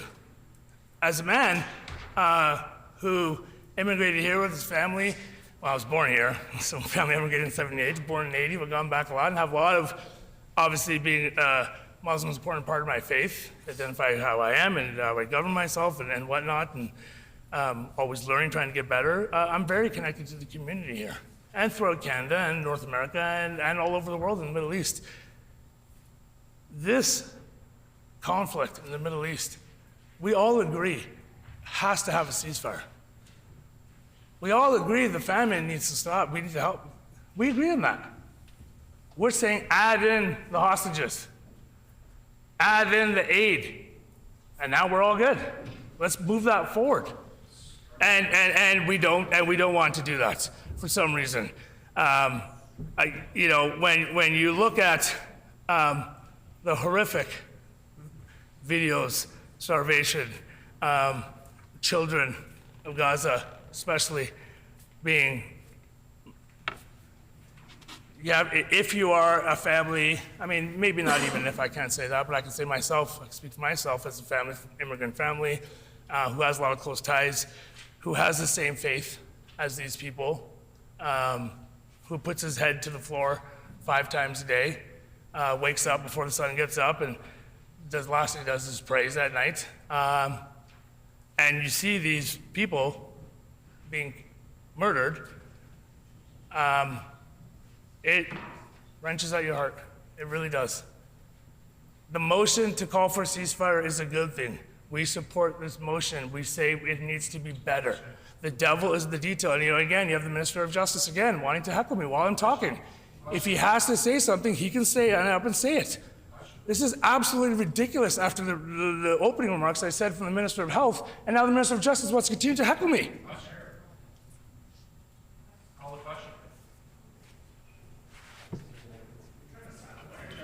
It is absolutely disgusting. I'm appalled by the member from Concordia right now. I am talking about a conflict where women and children and men and Ismail dying, and he's yelling out, question, question. He doesn't want to talk about this. They want to force their party's narrow political agenda down Manitobans' throats, period. On the first day of Ramadan, where Ramadan brings communities together. I was there last night at the Waverley Mosque. There's well over a couple thousand Muslims there, praying, talking, getting ready, excited for the fast coming up, all working together on how Manitoba, talking about this conflict, and we're talking about other things, really bringing community together. And now this member from Concordia is yelling question because he doesn't want to discuss the merits of a resolution or a motion that they bring forward in amendments. He doesn't want to talk about the fact that we're calling for the release of hostages and humanitarian aid as well. He doesn't want to talk about why it's important to have these conversations and not just push something forward through because you think that's the way to do it. Last time I checked, it's a democracy. We can talk about things, we can have a conversation, and we can agree to disagree or not and move forward. But if the ultimate goal is to help the people that are in the conflict in Gaza, then that's what let's talk about. But if that's not the ultimate goal, which is very clear the member of Concordia does not want that, he does not want the end to happen in Israel and Gaza, the members on that side have nothing to say. They don't even know what to talk about right now. They just want to force this through. So the question is then why? Why do they want to force it through? It shows their true colors. They want to drive a wedge. Where? Where is that wedge being driven? That wedge is now being driven within Manitoba, right? Because you have a poorly worded motion that the NDP government has brought through, and you have a thought-out motion like the amendment we want to bring forward, and they don't want to do it. So why don't they want to do it? Because they want to create a wedge. Who do they want to create a wedge with? As much as this party stands there and says that we want to work together and we are the party of the people, we want to represent everyone, it's not. Not one mention of anti-Semitism in here, not one mention of Islamophobia, not one mention on how this is going to help the community work together. Oh, but they did talk about that once upon a time, and they brought a toolkit forward to combat Islamophobia. But they didn't add it in the curriculum. Why not put it in the curriculum? Because they want to create a wedge. That's what they're trying to do. They are wedging the community. They are wedging Manitobans. And they think that a topic like this can wedge people in this House. Well, I'll tell you, on this side of the House, we are united and we are strong and we stand for everyone on this side together, not like that side.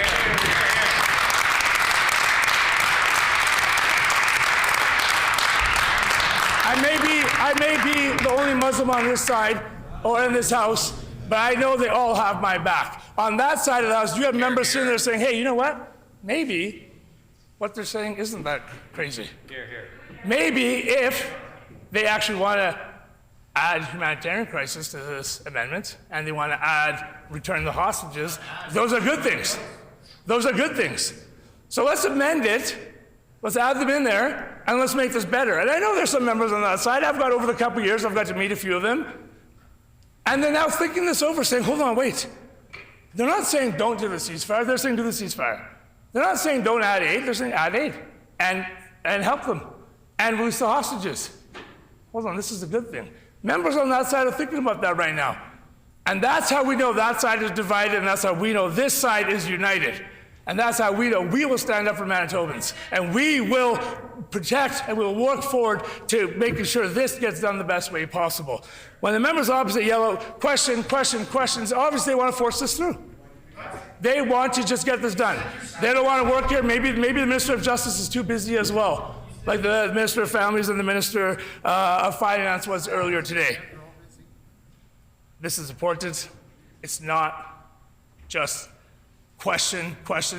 The member wants to yell out as he scrolls on his phone. This is important. On the first day of Ramadan, when the community comes together, this NDP wants to bring forward a motion to divide Manitobans, to possibly create more ill will in this province, to create more division within the Jewish and Muslim community. Why would they do that? Why would they not meet? Did they meet with anyone in the Jewish community? Did they meet with people in the Islamic community? Did they meet with the only other Muslim MLA in this building? Nope. And the answer is no. A simple conversation could be, hey, let's talk about this. Aubrey, what do you think? Or member from Fort White, I caught myself. Let's talk about this, and we can have a discussion. We can bring it forward to the floor. We can all pass, and we can all stand up and clap together, and we can move on. Isn't that what we want? I would assume, yes, that's what we wanted. I don't know why. I don't understand why that didn't happen. Maybe I'm too new here still. I haven't been here for 2 years yet. Maybe I'm too new, but if there's something that wants to go forward and you want to do it together, you bring it forward. Together. I did that last year, actually, as a minister. One of my first things, the Combat Act to Protect Youth in Sports. I brought it forward to them. I let them know what I was doing. I brought it forward to the Liberals. We had a conversation. We brought it forward. It was passed. We all want to protect youth. We knew that was the goal, youth and amateur sports, combat sports. We brought it forward. The relevance of it, as they want to heckle me. I believe it's the Minister of Education now who wants to jump on and heckling me. That's setting a great example for Manitobans. If you want to move it forward and you have the same goal, like ours was to protect amateur athletes in combat, we got it done. The goal is for a ceasefire in the Middle East, like we all say it is, like we want, we move it forward together. And yet, they didn't want to do that. It's clear that they want to force this through. It's clear that they're playing political games. It's clear that they're using the communities as pawns in their game of politics and favoring votes with communities. But at the end of the day, everyone can see what's happening. At the end of the day, they can see that this motion, At the end of the day, you can see that this motion is nothing but trying to get some airtime. It's not really about helping the conflict that's happening there. If you want to talk about the conflict there that's happening, how you can really help, well, let's talk about how they can really help. The NDP, if they really want to help the people there, why haven't they sent any money? Why haven't they sent any money? The previous government sent over $800,000 to Ukraine. Why hasn't this government sent any money? And that was the first round to Ukraine. Why haven't they done that? If you guys want to help them, send them money. Haven't done it. But what they'll do is they'll send a letter to Justin Trudeau, the Premier's best friend, and say, hey, we want to get this done, nudge, nudge, can you do something? And then nothing happens because the federal government has lost their way under this leadership of the Liberal NDP coalition. No one takes them seriously. Just like give it another 6 months, no one will take these guys seriously. Or actually, once this gets out, no one will take them seriously. That they know that all they want to do is force through these political games. They want to use the community as pawns. Send money to the conflict. Send money to the people of Palestine. On this side of the house, we did that. We sent it to the people struggling in Ukraine. We sent them over $800,000. Send them money. Send them aid. Oh, you actually left aid out of your motion. You didn't even want to send them aid. Sorry. The NDP government could do something to help them, and yet they choose not to. The conflict in the Middle East isn't going to be solved by us debating it here. It's really not. So what can we do? We can try to make Manitoba better together. We can try to get through motions and bills that have the ultimate goal of helping Manitobans.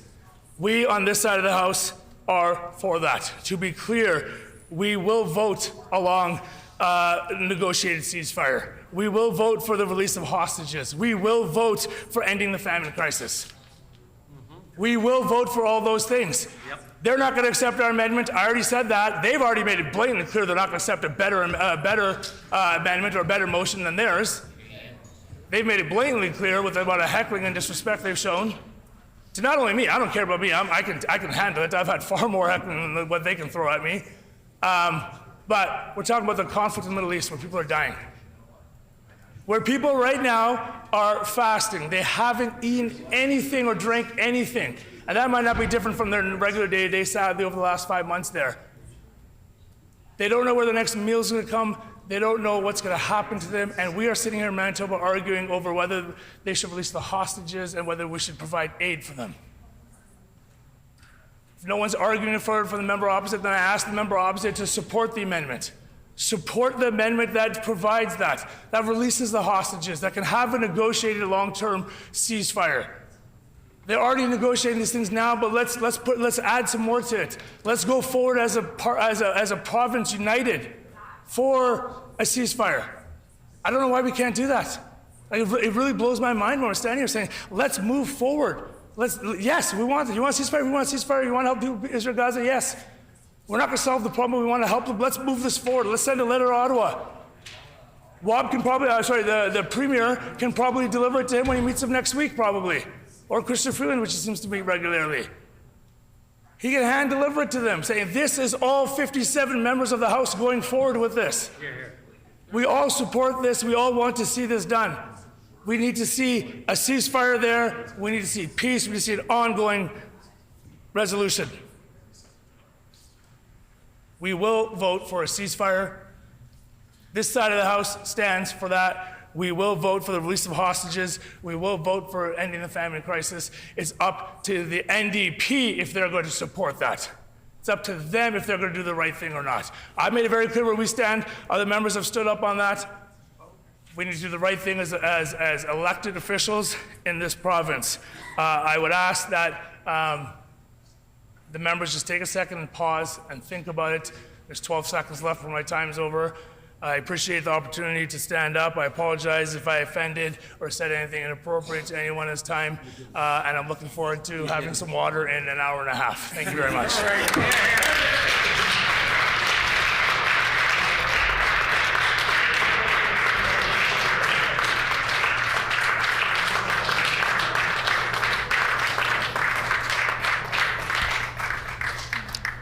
The Minister for Environment and Climate Change.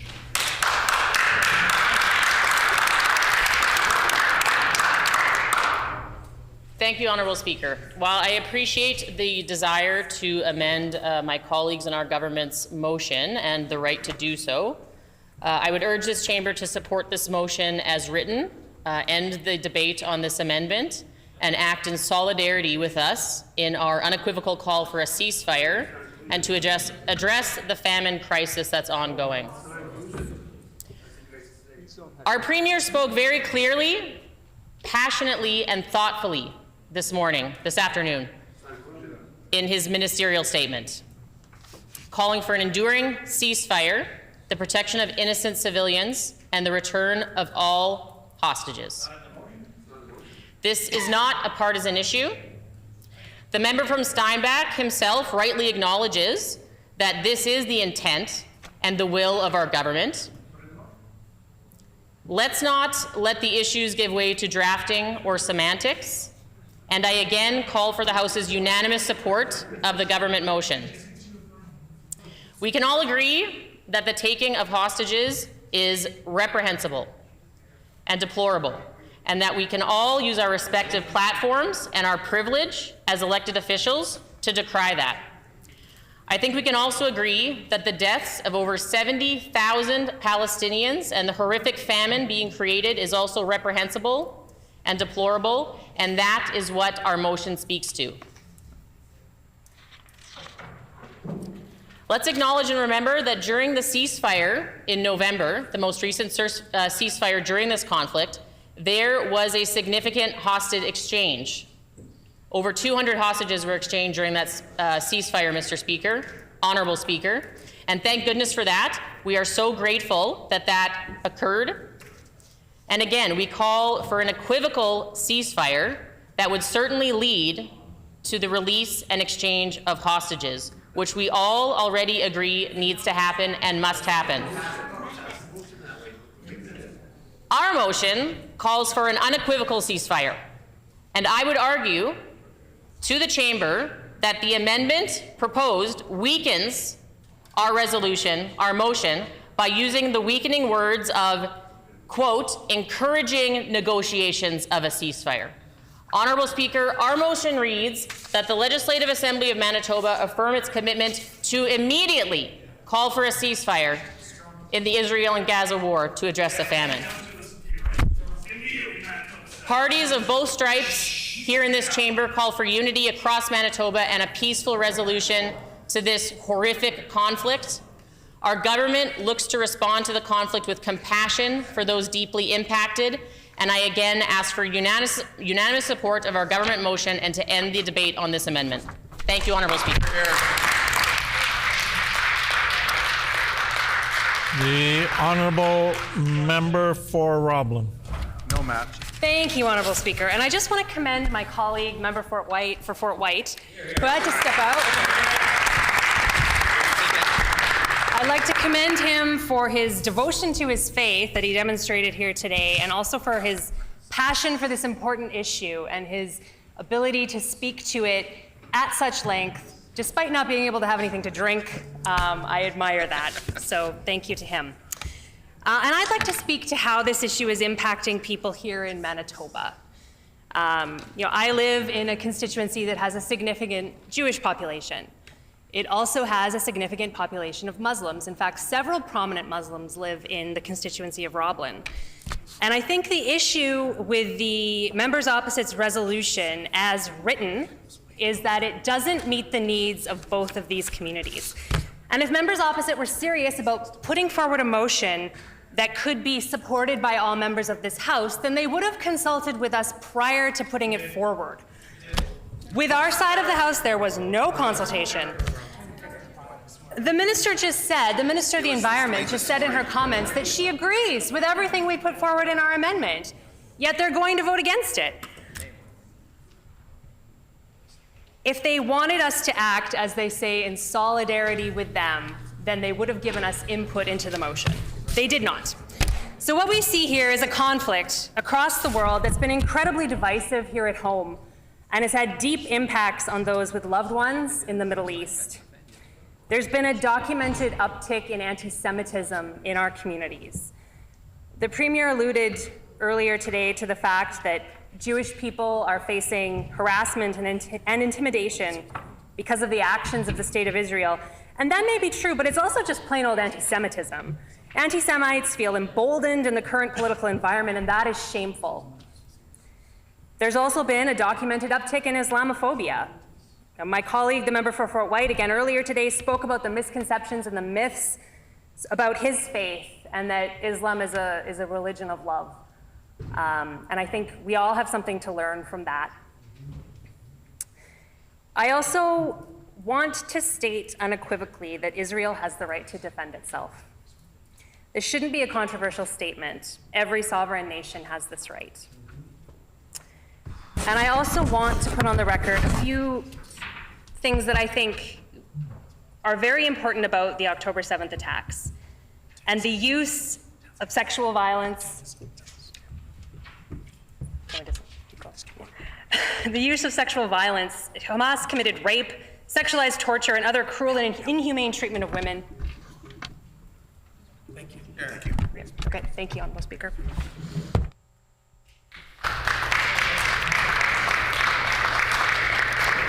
Is the House ready for the question? The question before the House is the proposed amendment moved by the Honourable Interim Leader of the Official Opposition to the motion brought forward by the Minister of Labour and Immigration. Is it the pleasure of the House to adopt the amendment? No. I hear a no. All those in favour of the amendment, please say aye. All those opposed, please say nay. Nay. In my opinion, the nays have it. The opposition House Leader. A recorded vote, please.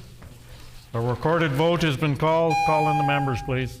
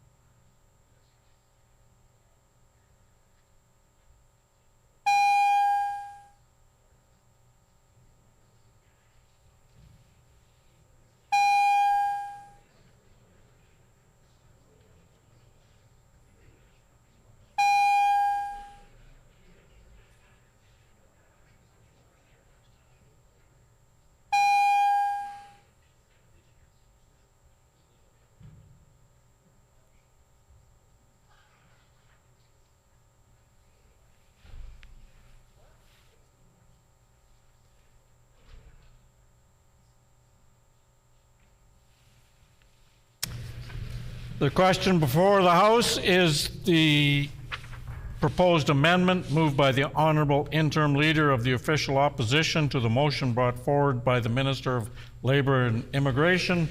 All those in the House in favour, please rise.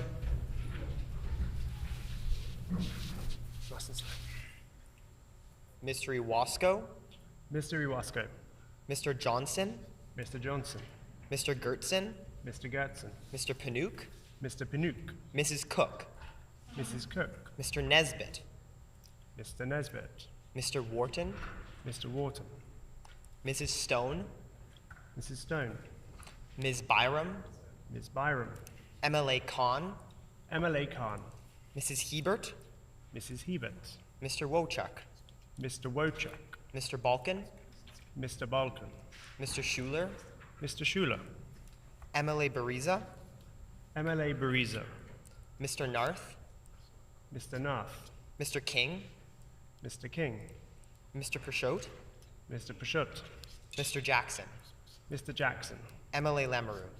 MLA Lamoureux.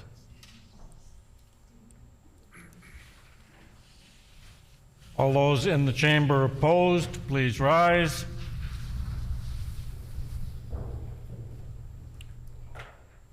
Honorable Minister Altamare, Honourable Minister Altamare, Honorable Mr. Weeb, Honourable Mr. Weeb, Honorable Minister Asaguara, Honourable Minister Asaguara, Honorable Minister Sala, Honourable Minister Sala, Honorable Minister Costician, Honourable Mr. Costician, Honorable Ms. Smith, Honourable Ms. Smith, Honorable Mr. Bushy, Honourable Mr. Bushy, Honorable Mr. Samard, Honourable Mr. Samard, Honorable Minister Marcelino, Honourable Minister Marcelino, Honorable Minister Schmidt, Honourable Minister Schmidt, Honorable Mr. Moses, Honourable Mr. Moses, Honorable Minister Cable, Honourable Minister Cable, Honorable Minister Naylor, Honourable Minister Naylor, MLA Sandu, MLA Sandu, Mrs. Schott, Mrs. Schott, MLA Redhead, MLA Redhead, MLA Malloway, MLA Malloway, Mr. Blashko, Mr. Blashko, MLA Chen, MLA Chen, MLA Moyes, MLA Moyes, MLA Pankratz, MLA Pankratz, MLA Kennedy, MLA Kennedy, MLA Devgan, MLA Devgan, MLA Cross, MLA Cross, MLA Loisel, MLA Loisel, Mr. Oxenham, Mr. Oxenham, MLA Dela Cruz, MLA De La Cruz, Mr. Brar, Mr. Bra, MLA Morose, MLA Morose, Mr. Vosliu. Mr. Vasily.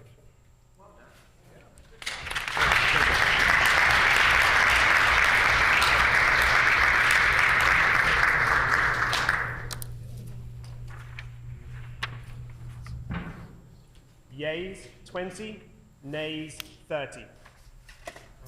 I declare the motion defeated, and the hour being now past 5 o'clock, the House is adjourned and stands adjourned until 10 a.m. tomorrow.